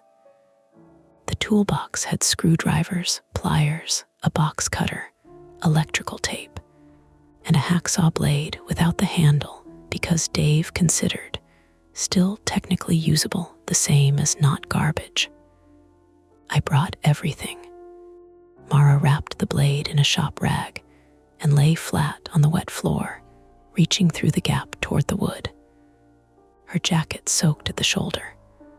I held her ankles because the angle was bad and she kept sliding. "Higher," she said. "I can't move the door." "Then push from your side." I put my shoulder into it. The door gave less than an inch. The brace outside creaked.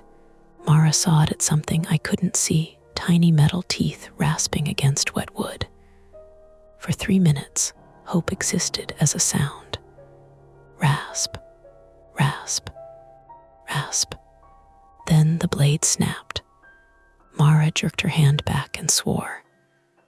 Blood appeared across the side of her index finger, bright in the phone light, not a deep cut, but long and mean. She wrapped it in the rag and sat back against the wall, breathing hard. "Okay," she said. It came out thin. The back door slammed from outside. This time, the impact hit while we were both on the floor. The door bucked inward half an inch, and Mara's boot skidded in the rainwater. A crack ran through the old wooden trim near the latch. We scrambled back. Something metal clinked outside. A chain, a tool. Footsteps shifted on the rear steps, then retreated into the alley. "Why would they block it and then hit it?" I whispered. "To move us," Mara said. "They're hurting us." That word stayed with me. Hurting. We had not failed completely. The first attempt showed us 2 things. The back door was still holding, but not forever. And whoever had trapped us knew the building well enough to use the rear railing as a brace. That narrowed the world in an awful way. Former employee, regular customer, Dave, someone who had been here before. Mara stood, pale and furious, the rag already spotting through with blood. "Attempt 2, she said. "We find the code. The code is in Dave's head. Dave's head leaves paperwork everywhere." That was true. The office corner was not a room so much as a territory behind the register, marked by a filing cabinet, a desk, a receipt printer, and leaning towers of invoices. To get there from the back, we had to move through the center aisle between horror and music documentaries, past the testing counter, where the CRT sat dead with the tape inside it. The screen was black. The red standby light was still on.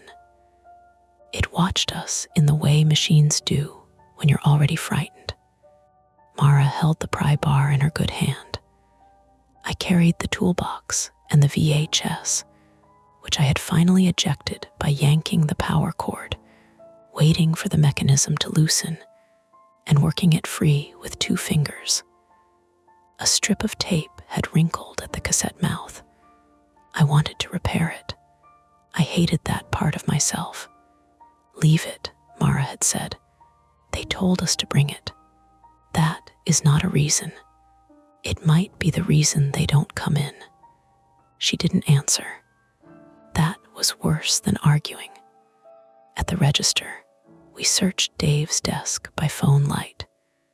Receipts, old lottery tickets, a stack of unpaid bills under a rubber band, a printed email about a landlord inspection from last month, passwords written on a notepad labeled not passwords, because Dave believed humor protected him legally.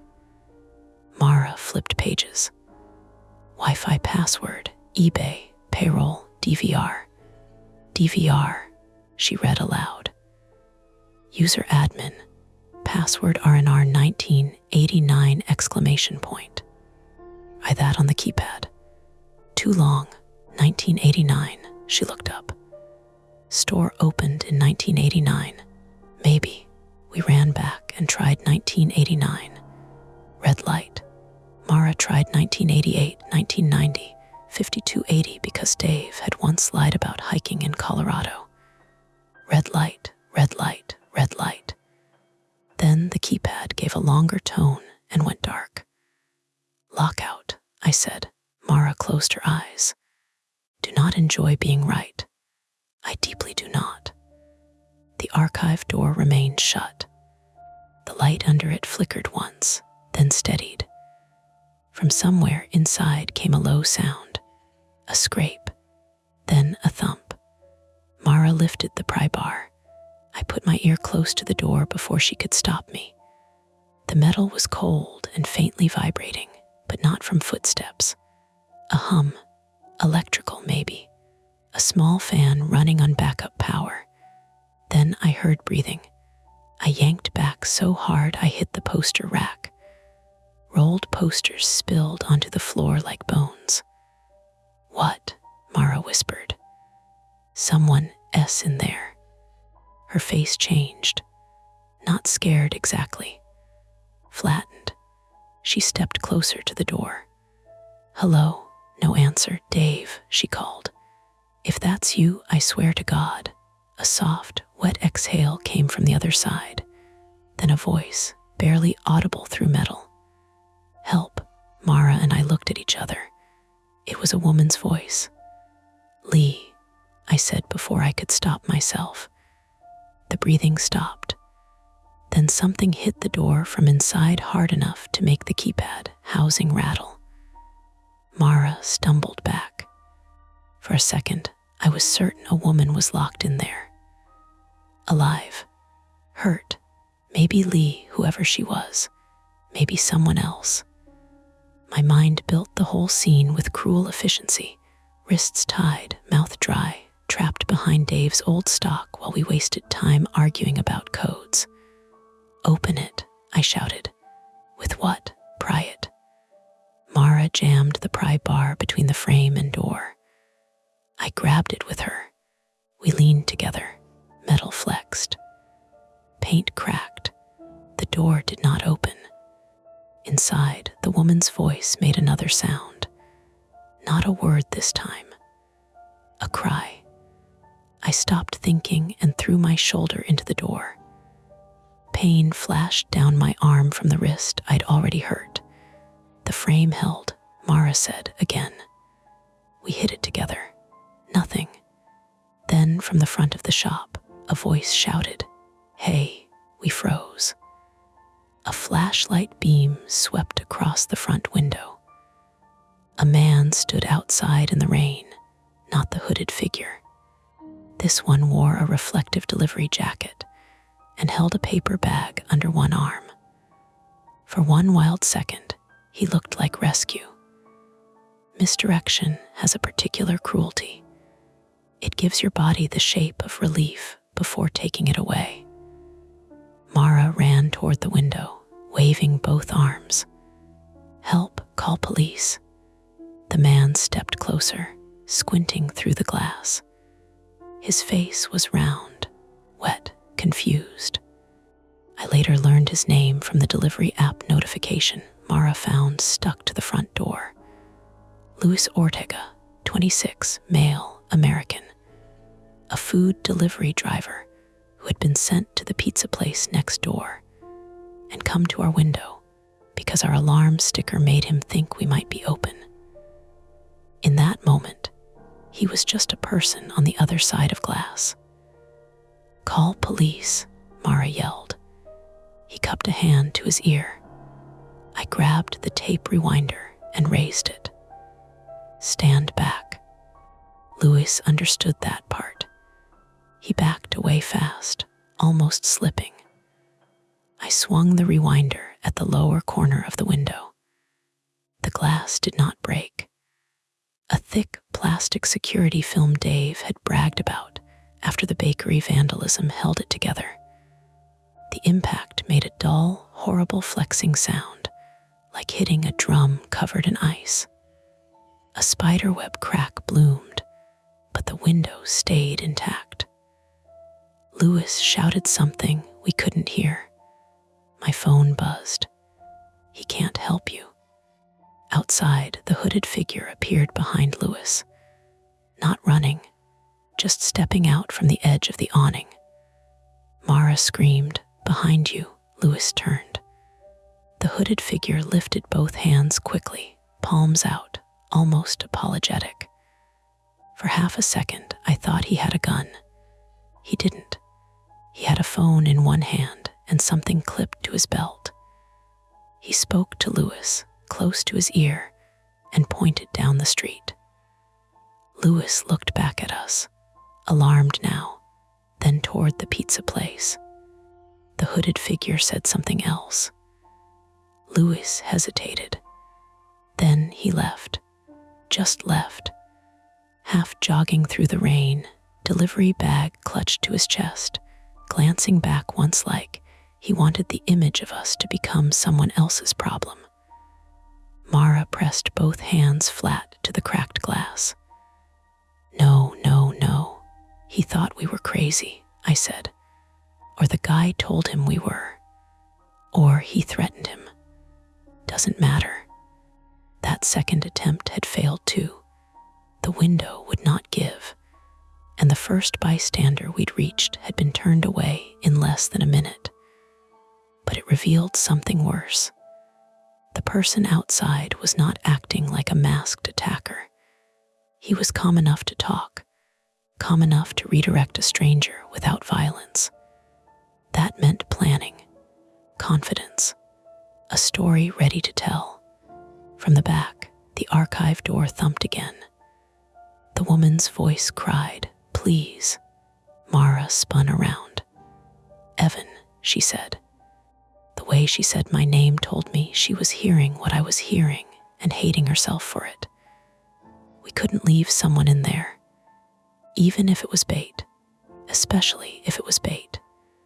We went back to the archive door. The keypad was still dark from lockout.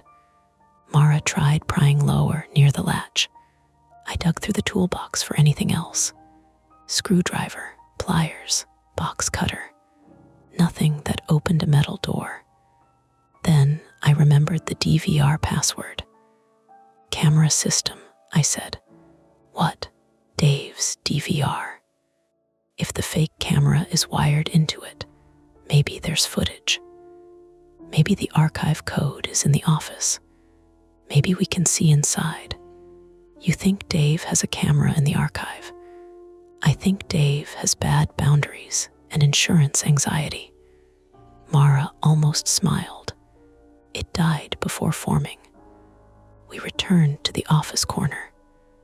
My legs felt weak now, not from running, but from constant readiness. Every aisle looked occupied until my light proved otherwise. The cardboard smell had mixed with ozone from dead electronics, and the sour damp of rainwater dragged across the floor. The DVR was under the desk behind a milk crate of tangled HDMI cables. Its power light was on, running from the same backup circuit as the CRT somehow.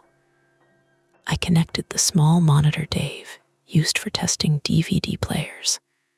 It flickered, then displayed a 4-camera grid. Camera 1, front door, rain and cracked window. Camera 2, center aisle, empty. Camera 3, back hallway, the rear door twitching slightly each time wind or pressure moved it. Camera 4, archive. Except it wasn't the archive. It was a recording of the archive. At first, we didn't know. The image showed the inside of the room, narrow, packed shelves, boxes labeled by year, old posters, a small safe. and a work table with a VCR monitor and a battery backup unit. No person, no trapped woman. Then Mara pointed to the timestamp. 3/14/2012. 11:47 p.m. The image looped every 20 seconds. A stack of tapes would flicker. The battery backup light would blink. Then the image reset. No live feed, Mara said, or someone replaced it. On the DVR menu, camera 4 had a label, LEAH room. Neither of us spoke. There it was. Not an answer, a shape. Mara clicked through archived footage with the mouse. The DVR was slow, each menu dragging like it resented being awake. Dates went back years. Some files were missing. Some were corrupted. Many had names instead of times. Pair test 01, pair test 02 Elbel. EC knew my initials. Mara saw it too, her mouth opened slightly. Don't, she said. I have to, you do not. If this is about me, it's also about me, it says Bell. That stopped me harder than she intended. Elbel, Mara Bell, or someone else. She clicked away from the file before I could argue and opened a folder labeled Archive Key Backup. Inside was a grainy still image of a handwritten note taped under the register drawer. Mara ran to the drawer, reached beneath it, and peeled off a small square of yellowed paper. 4 digits. 6219, she read. We sprinted back to the archive door. The keypad had lit again. Mara entered the code. Green light. The lock clicked. For 1 second, the whole building seemed to hold still. Then the woman inside screamed. Mara yanked the handle. The door opened 2 inches and caught on a chain from the inside. A safety chain. Someone had latched it from within. Through the gap came warm air smelling of dust, hot electronics, and something sweetly rotten, like an old mouse trap forgotten behind a stove. The light inside was harsh and yellow. I saw the edge of a metal shelf, a hanging cable, a strip of duct tape stuck to the inside wall. No woman. Help, the voice whispered. This time I saw where it came from. A small black Bluetooth speaker sat on the floor just inside the gap, its blue indicator blinking. Mara let out a sound that was half laugh, half sob. The terrifying voice had been a speaker, a baited recording. Explainable, cruel. Before either of us could move, something hit the back door with a full-bodied crash. The cracked trim gave way. The rear door flew open as far as the outside brace allowed, then bounced inward against the wall, still half blocked, but now passable if someone squeezed.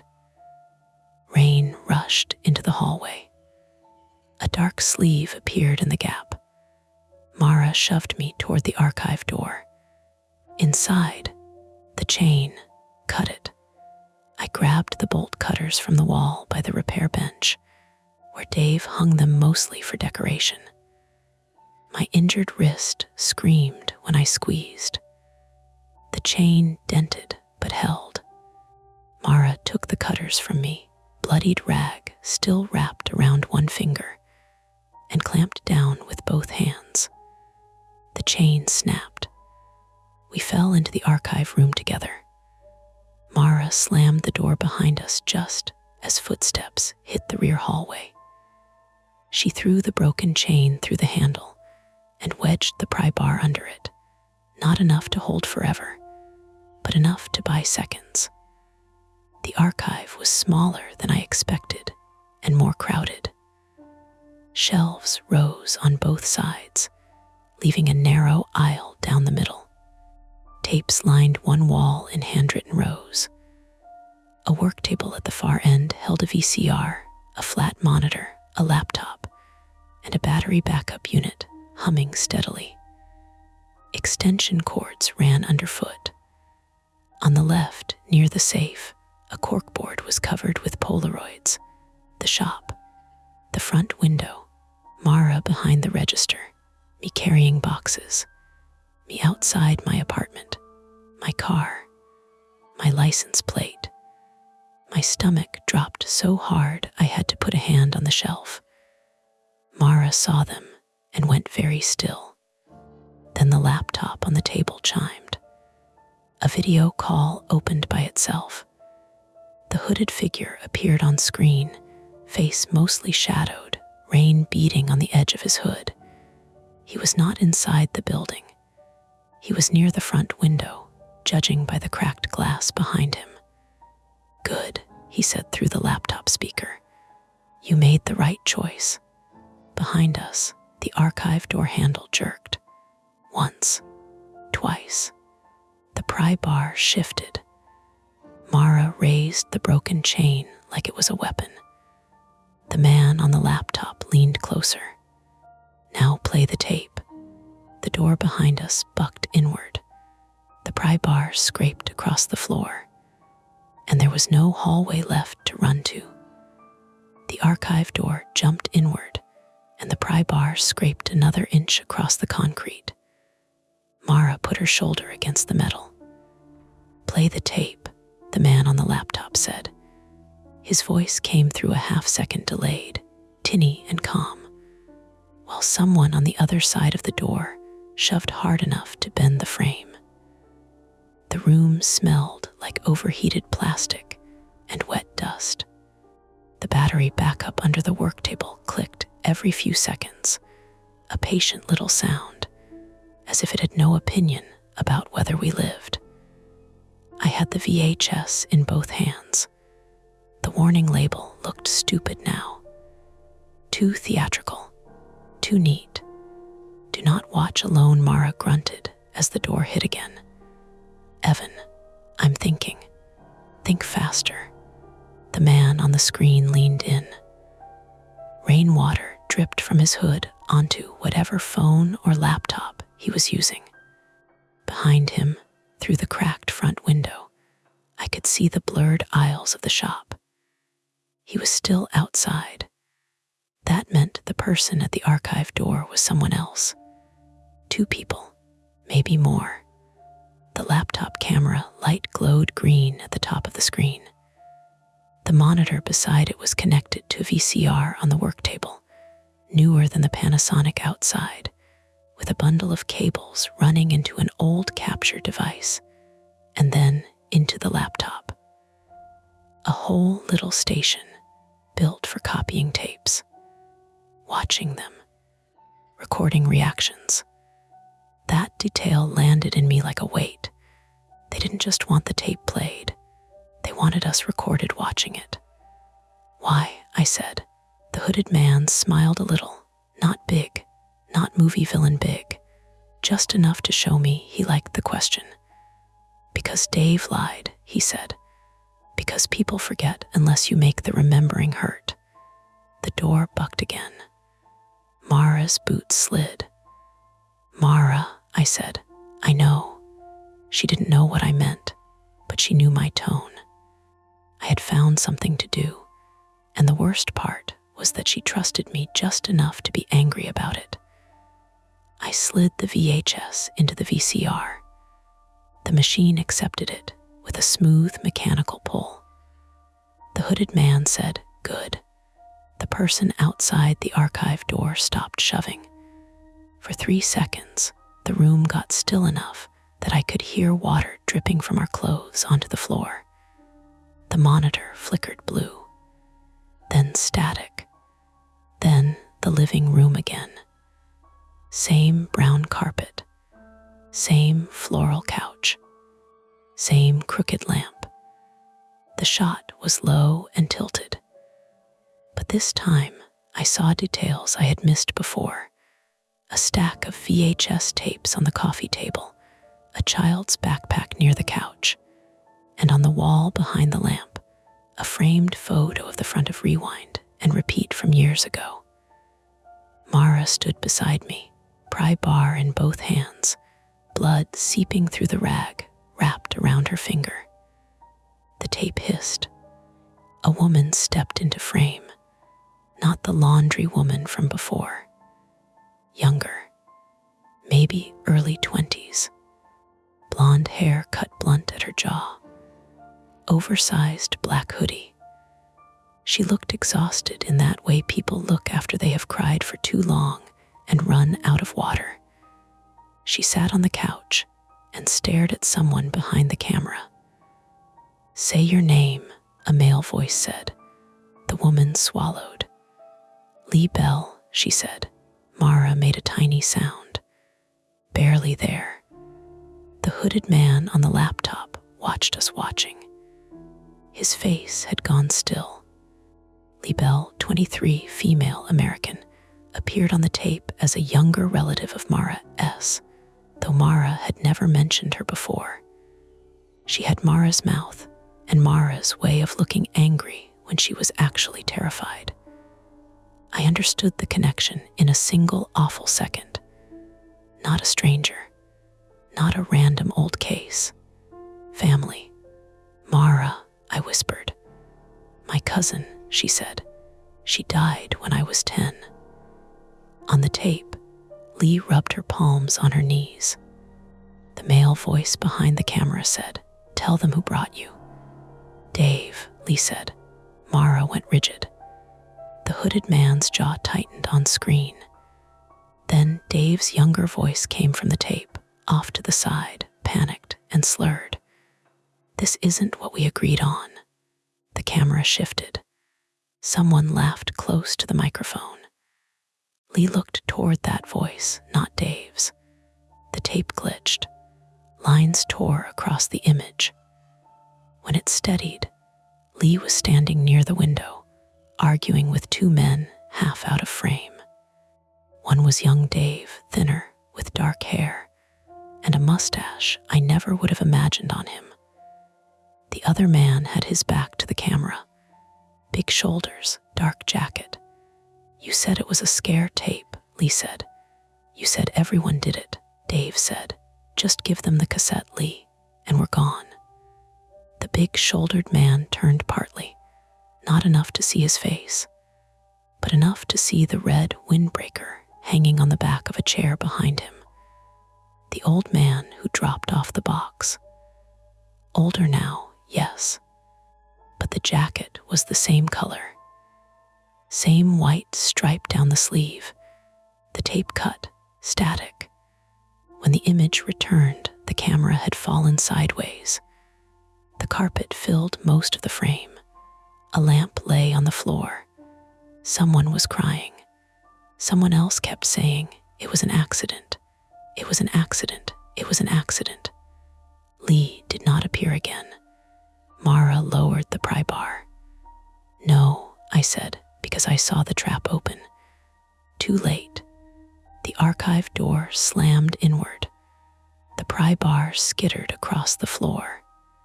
The broken chain snapped loose. A man squeezed through the gap, shoulder first, wearing a dark rain jacket, one hand wrapped around a tire iron. He was not huge. That made him worse. He was ordinary, mid-30s. Pale face, patchy beard, hair stuck flat with rain. His eyes were wide and wet and fixed on the screen, not on us. This was Carter Bell, 37, male, American, Mara's older cousin and Lee's younger brother. I did not know his name then, but I learned it from the way Mara said it. "Carter," he looked at her. The tire iron dipped. "Mara," he said, and her name broke in his mouth. The hooded man on the laptop spoke sharply. "Don't stop." Carter flinched like he had been trained to. The hooded figure pulled his hood back.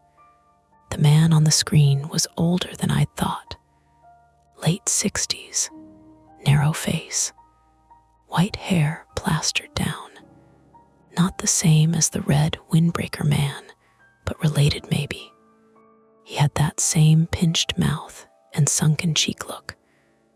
"My father covered for Dave," he said, "for all of them. Your boss kept the tapes. Your family took the settlement and shut up." Mara shook her head. "I was a kid." "I know," Carter said. His grip tightened on the tire iron. "You were supposed to ask questions when you got older." "I didn't know there were questions." "You didn't want to know." That hit her harder than the door had hit the frame. The tape kept playing.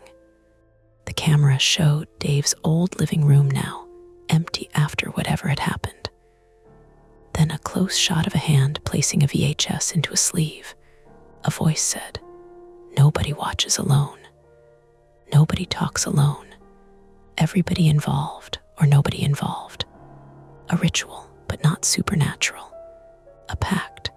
A stupid, cruel little pact by scared young men with a dead woman in the room and a camera still running." My hands shook. I reached toward the VCR. The hooded man saw it. "Let it finish, Evan." Carter lifted the tire iron again, not high, but enough. Mara stepped between us. "Carter, listen to me.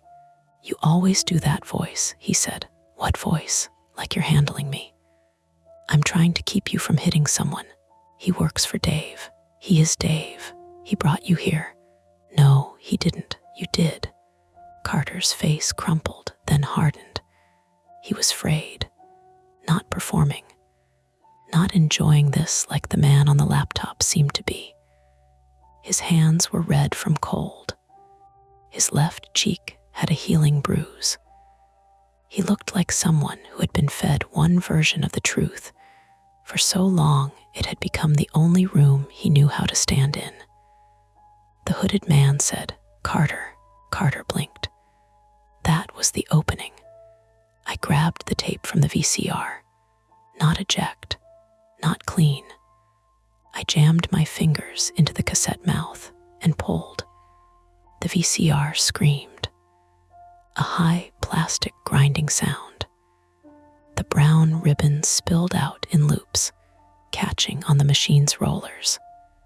The monitor image warped, Lee's frozen face bending into gray lines. The hooded man shouted, "No," Carter lunged. Mara hit his wrist with the pry bar, not hard enough to break it, hard enough to make him drop the tire iron. It clanged against the floor. Carter grabbed Mara by the jacket and drove her backward into the shelf. Tapes rained down around them. She hit the metal edge with her shoulder and cried out, sharp and real. I swung the shelf bracket at Carter's arm. It connected with a dull thud. He turned and shoved me. I went into the work table. My injured wrist folded under me.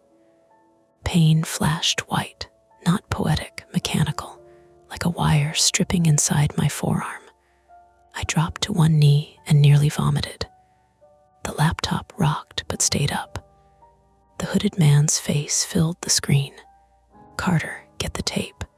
The archive door was open now. Beyond it, the rear hallway gaped dark, rain blowing in from the broken back door. We could run, maybe, past Carter, past the hallway, into the alley. But the hooded man was outside. Carter bent for the spilled VHS ribbon. Mara moved first. She kicked the tire iron under the shelves and grabbed Carter around the waist. They crashed into the corkboard. Polaroids fluttered loose. I saw my car, my apartment, Mara at the register, Dave standing outside the shop years ago, arm around Lee, both of them smiling like they had no idea a photograph could become evidence. The battery backup clicked again. I looked at it, then at the extension cords, then at the laptop. The setup only worked because the archive still had power. I crawled under the work table, my wrist screaming, and yanked the first cord I could reach. The monitor died. The VCR kept grinding. Wrong cord. Carter slammed Mara into the shelf again. She made a choked sound, but held on. I pulled another cord. The laptop stayed on, battery powered. The capture device died. The VCR stopped. The room lost its electronic hum all at once, leaving only rain, breathing, and the slap of shoes on concrete. The hooded man was still on the laptop screen, now running on its own battery. "Evan," he said, "don't be stupid. Too late for that." I grabbed the laptop with my good hand and threw it against the concrete floor. The screen cracked, but did not die. So I stepped on it. Once. Twice. The video call turned into a smear of white and black. Carter roared and came at me. Mara grabbed the bolt cutters from the floor and swung them low, catching his knee from the side. He went down hard, not like in movies where people fold neatly, but with a terrible loose collapse. His shoulder hit the work table. His head clipped the edge of a metal drawer. Then he was on the floor, groaning, hands around his knee. Mara stood over him, breathing so hard each breath shook. "Stay down," she said. He cried then, full, ugly crying, his forehead on the concrete. "You don't understand." "No," she said, "I don't." A lull opened, small, fragile. My wrist throbbed against my chest. Mara's shoulder hung wrong, not dislocated maybe, but hurt badly. Blood ran from her finger down the pry bar handle. Carter sobbed into the floor, and outside the broken back door, rainwater spread into the hallway in a black sheet. The tape lay half unspooled across the VCR and table, a mess of brown ribbon. I thought we had done it. Then the front of the shop exploded inward. Not literally. It was the cracked security film window finally giving under repeated strikes. The glass did not shower in bright shards. It sagged and tore in a heavy sheet. Pieces stuck to the film, coughing bits onto the floor. An alarm began wailing from somewhere near the register, delayed and thin, but real. The hooded man climbed through the broken lower corner. He had a knife, small, folding, the kind a person carries and can later describe as a tool. Mara looked at me. Carter looked up and whispered, "Uncle Ray."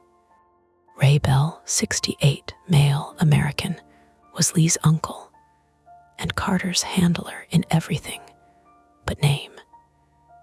He came through the front of Rewind and Repeat with rain on his coat and glass crunching under his shoes, forcing the climax into something smaller and more frightening than any tape. A man with a knife in a dark store. No more screens. No more messages. Just him. We heard him before we saw him fully. Shelves rattling as he moved down the center aisle, the alarm whining behind him, rain dripping from the broken window onto the tile. Mara whispered, "Archive door." I shoved the heavy metal door. It was bent from the forced entry and wouldn't close fully. Ray called from the aisle, "Carter, get up." Carter whimpered, "I can't." "Get up," Mara shouted. "He's hurt." Ray appeared in the doorway. White hair wet, face flushed, knife low in his right hand. He looked at Carter on the floor, then at Mara, then at the ruined tape. For the first time, he looked scared. Not for us, for the evidence. "You stupid girl," he said. Mara's face changed. All fear burned away, leaving something colder. "I was 10, she said. Ray stepped in. I threw the VCR at him. It was heavy enough to matter, awkward enough that I almost missed. It hit his forearm and chest, knocking him sideways into the doorframe. The knife slashed down as he stumbled, catching my left forearm instead of my throat. A hot line opened from wrist to elbow. I didn't feel pain right away, just pressure, then wetness.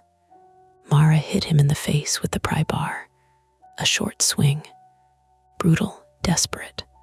Ray dropped, not unconscious, but stunned, one knee down, blood pouring from his nose. He swore and tried to rise.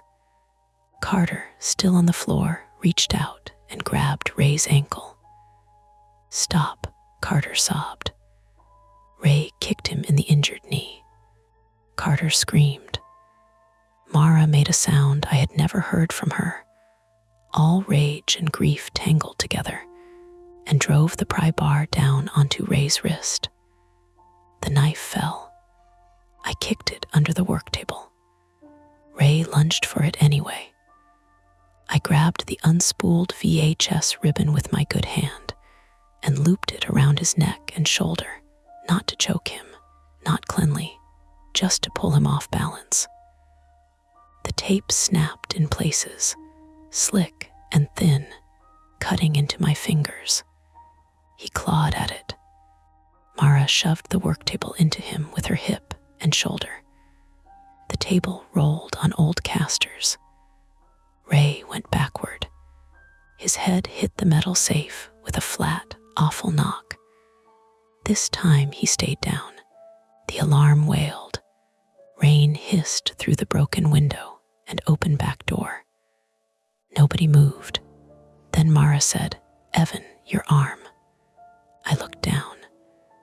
Blood had soaked my sleeve and was running over my knuckles, dripping from my fingers onto a Polaroid of me carrying boxes into the shop.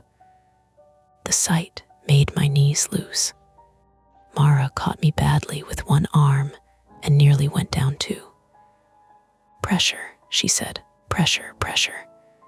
She wrapped my forearm in her jacket, pulling tight enough to make me curse.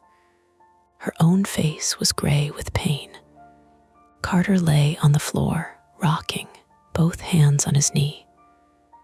Ray breathed in short, wet bursts near the safe, alive, but not moving right. From outside, sirens rose faintly. Real ones. The broken alarm must have triggered a call. Or Lewis had called after all. Or some neighbor finally decided a smashed storefront at 9 at night deserved attention. I didn't know yet.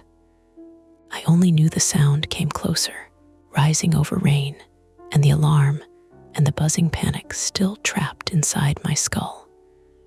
Mara knelt beside me, one hand pressed hard on my arm. Her eyes were on the ruined tape. Lee's tape. Dave's tape. Our tape now, in pieces across the floor. "Did we destroy it?" I asked. Mara looked at the capture device. The dead monitor. The cracked laptop. The DVR in the office. The rows of old tapes on the archive shelves. "No," she said quietly. "I don't think it was the only copy." Police lights began to strobe blue and red through the broken front window, flashing down the aisles, across the archive door, across Ray's open hand and Carter's twisted leg, and the brown ribbon tangled around my shoes. The conflict ended there, technically. The men were down. The door was open. Help was coming. But as Mara held my arm together and stared at the shelves of tapes lining Dave's locked room, I understood that surviving the night and being free of it were not the same thing. By the time the police came through the broken front window, I was sitting on the archive floor with Mara's jacket tied around my arm and my back against a shelf of tapes labeled in Dave's cramped handwriting. I remember that more clearly than the sirens. The labels. Local news, 1998. Store opening. LEAH raw, pair test 3. The paramedic had to tell me twice to look at him. "Sir," Evan, right, keep your eyes on me. He was young, maybe younger than me, with rain on his shoulders and a calm face that looked practiced rather than natural. His gloves made soft, snapping sounds when he tightened them around his wrists. Behind him, red and blue light washed over the archive walls, turning the rows of VHS tapes into bright plastic ribs, then dark ribs, then bright again. Mara stayed close until they made her move. "I'm fine," she kept saying, which was the first real proof that she was. Her left shoulder had taken the shelf hard enough that she couldn't lift her arm above her ribs. Her cut finger was still bleeding through the shop rag.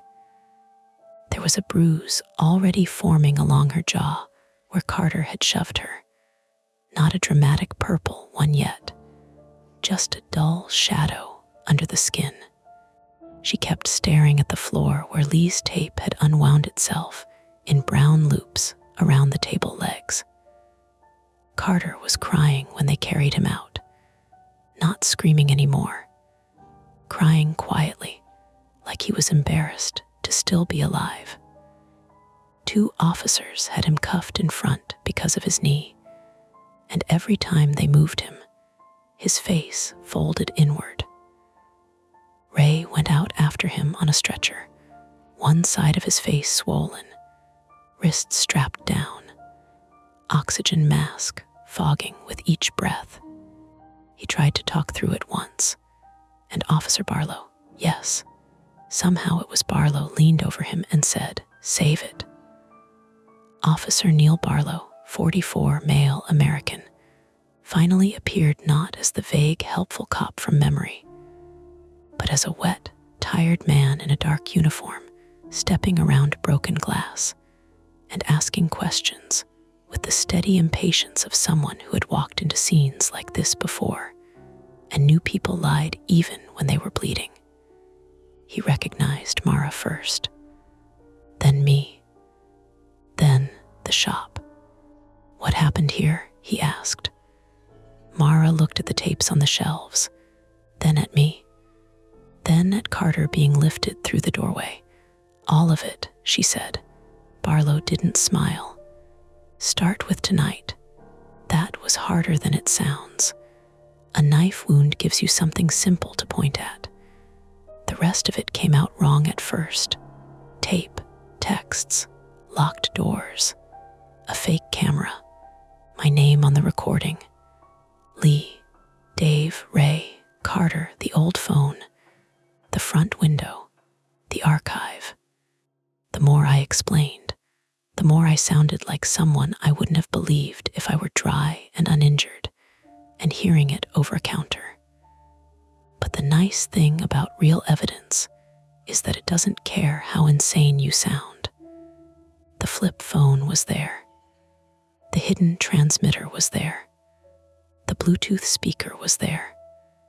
The braced back door was there, with fresh gouges where the 2x4 had been wedged. The laptop was cracked, but still warm. The DVR still had power.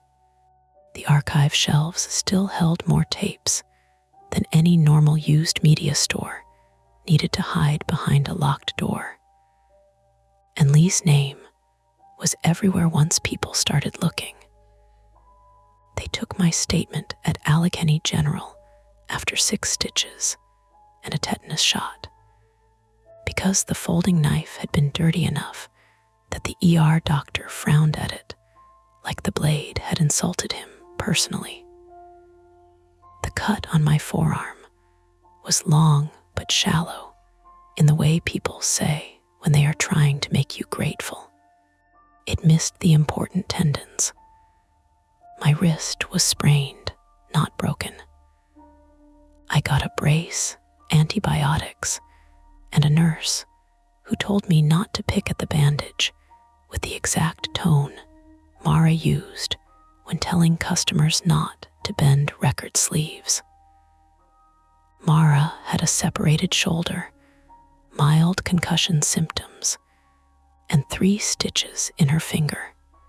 She refused pain medications stronger than ibuprofen until the doctor said, "You're not proving anything to anyone."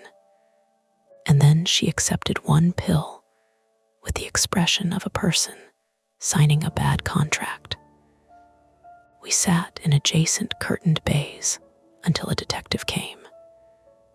Detective Helen Grady, 48, female, American, was from Allegheny County and had the patient, unsentimental manner of someone who had spent years listening to people describe the worst hour of their lives in bad lighting.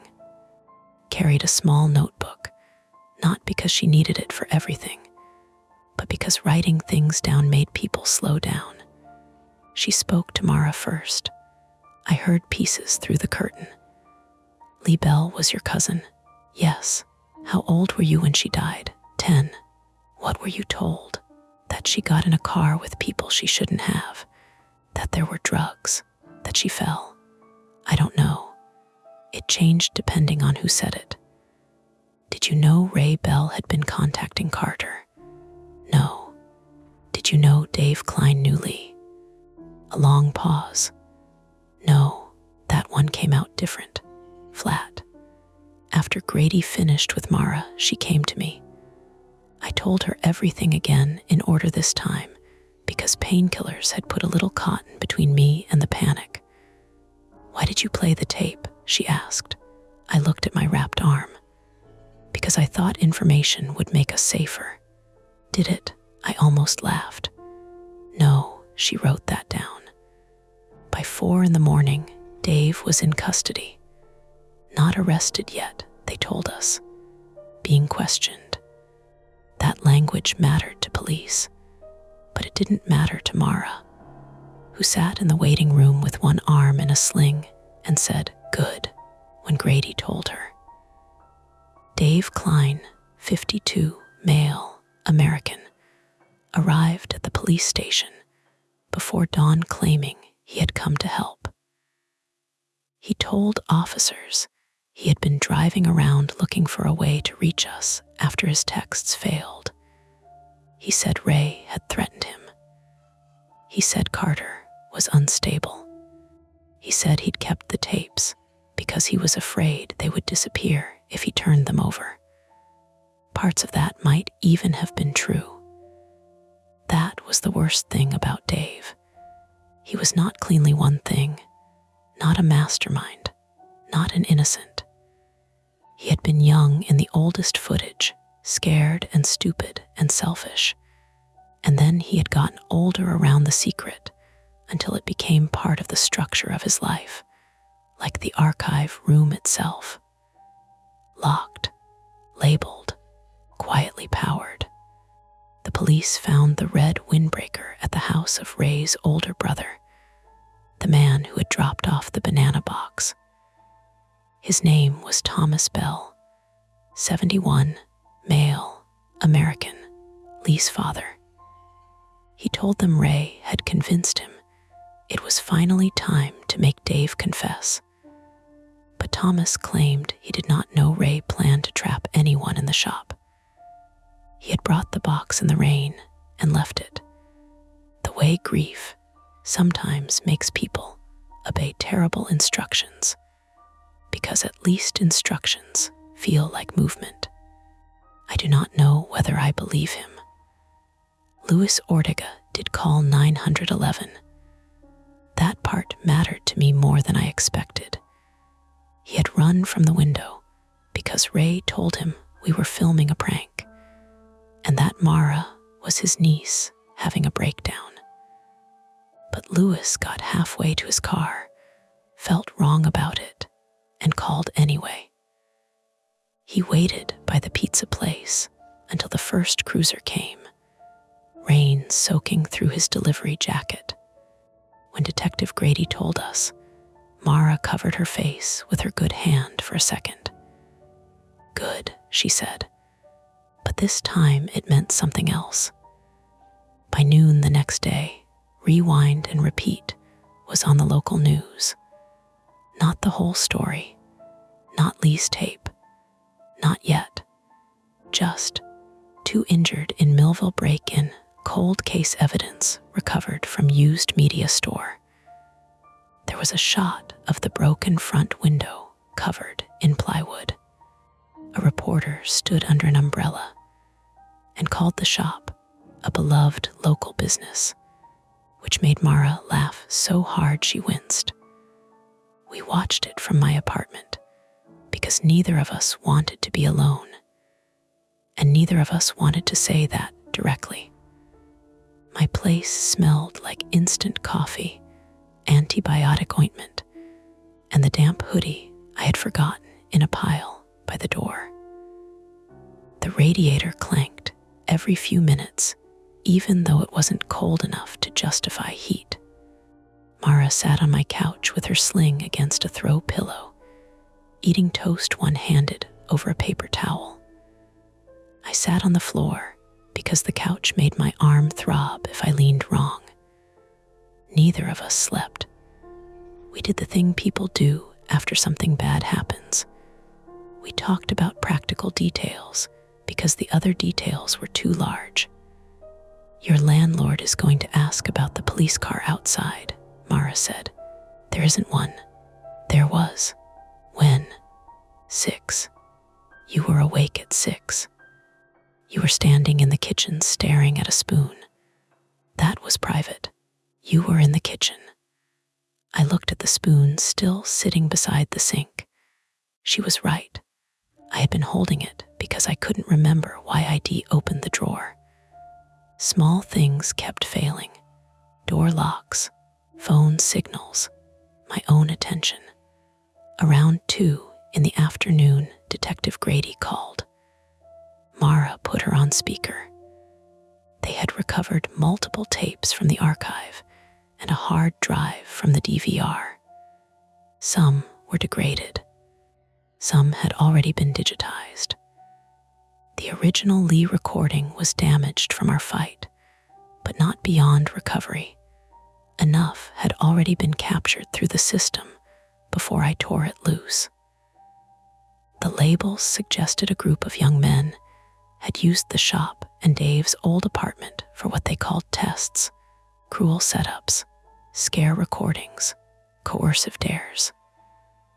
Lee's death had been ruled accidental back then. It would now be reviewed. Dave admitted to being present. He denied touching Lee. He denied knowing the tapes were still playable. He admitted hiding them. Mara closed her eyes. Grady's voice softened a fraction. Ms. Bell, I know that doesn't answer everything. No, Mara said. It answers enough for today. Ray survived. Carter's knee was fractured. Charges came in layers over the next week. Burglary, assault, unlawful restraint, witness intimidation, evidence tampering. Other charges depended on the cold case review, which moved with the speed of institutions, protecting themselves from embarrassment. Dave's store stayed closed. The landlord put up a new window. Someone painted over the plywood with a cartoon ghost, and the words "Be kind, rewind," because people will make jokes around any wound they don't have to clean. Customers left flowers by the door at first, though none of them knew who the flowers were for. Then someone left a VHS copy of The Ring, and Mara saw it in a news photo and said, "I hate everyone," so quietly I almost didn't hear her. A week later, we went back inside with Detective Grady. The shop smelled worse than I remembered. Wet cardboard left too long. Dust disturbed from places it had settled for years. The power was back on, but the lights made everything look temporary, as if the shelves had been staged for a crime scene and would be taken down afterward. Mara stood at the front for a long time. "You okay?" I asked. "No." "Yeah." She looked at me. "Are you?" "No." We're being honest now. Grady let us retrieve personal items, my jacket, Mara's bag, her car keys from under the counter. I found the ceramic Garfield mug still full of pens, somehow untouched. The note on the testing TV was still there too. No food near the VCR, EVAN. I took it down and folded it into my pocket without thinking. Mara saw. Sentimental. She asked. Evidence of workplace bullying. Frame it. In the archive, the police had removed most of the tapes, but the outlines remained in dust. Clean rectangles on dirty shelves. The corkboard was gone. So was the laptop, the VCR, the DVR, the battery backup. Without the equipment, the room looked smaller and sadder. Just a locked closet where a man had stored the thing that should have ruined him years earlier. Mara stood where the work table had been. Lee used to make me rewind movies before returning them, she said. I waited. She said it was rude not to, like leaving dishes in someone else's sink. Her voice did not break. That would have been easier to respond to. Instead, it stayed calm, and I could hear how much work that took. I'm sorry, I said. I know. She reached into her pocket with her good hand and pulled out the cracked Maxell case from the original tape. Empty now. Police had taken the cassette itself, but somehow the case had ended up in Mara's bag. Maybe by accident. Maybe she took it. I didn't ask. The label still said, "Do not watch alone." Mara looked at it for a long moment, then set it on the bare shelf where the tapes had been. I'm not keeping that, she said. We left it there. 2 months later, Rewind and Repeat did not reopen. Dave's name came off the lease. Mara got hired at a library branch in Lawrenceville, processing returns and pretending not to enjoy telling teenagers where the manga section was. I found remote work doing inventory data for a medical supply company, which sounds boring because it is, and boring became something I stopped insulting. My arm healed with a pale raised line down the inside of my forearm. My wrist still ached when it rained. Mara's shoulder clicked if she reached too fast. We both got very good at checking locks without making it obvious. Sometimes she came over and we watched movies on streaming, never tapes. We joked about it once early on. Too soon, I asked. Too format specific, she said. We didn't talk much during movies. That was fine. Sitting in the same room became its own language. Lee's case did get reopened. Officially. Quietly. Her death certificate did not change right away, and maybe it never will in the way Mara wants. But Dave's statement, the recovered footage, and Ray's recordings gave the county enough to admit the first investigation had missed things that should not have been missed. That sentence appeared in a letter Mara received from the district attorney's office. Missed things. She read it 3 times and then put it in a drawer. Not everything ended neatly. Ray's lawyer argued diminished capacity. Carter agreed to testify. Thomas Bell claimed grief had made him easy to manipulate. Dave claimed cowardice, not malice. Everyone had a word for what they did that made it smaller than the thing itself. Mara stopped using those words. One evening in July, she called me from outside the old shop. I shouldn't have come here, she said. You want me to come get you? No, I'm okay. Traffic moved behind her through the phone, wet tires on pavement, though it hadn't rained at my place yet. The landlord cleaned it out, she said. There's nothing inside. That's That's good. Yeah, a pause. Then, the tape case is gone. I sat up. Police took it. They said they didn't. Landlord, maybe. Another pause. I heard a bus sigh near her, brakes squealing softly. On my kitchen counter, my phone screen reflected my face in the dark glass of the microwave. For a second, I looked like someone watching from inside a box. Mara, I said, go home. I am. Now, I said I am. But she didn't hang up right away. Neither did I. We stayed on the line while she walked to her car, while her keys jingled, while the door opened and shut, while the engine turned over. We did not say the old warning out loud. We didn't need to. Some things get into your habits. Some things make a pair out of you. The shadows fade for now, but the stories never end. Don't forget to hit like, subscribe to Mia Horror Stories, and join our community of horror lovers. If you're hungry for more, check out the next video. Just remember, the scariest part is often the one you don't see coming.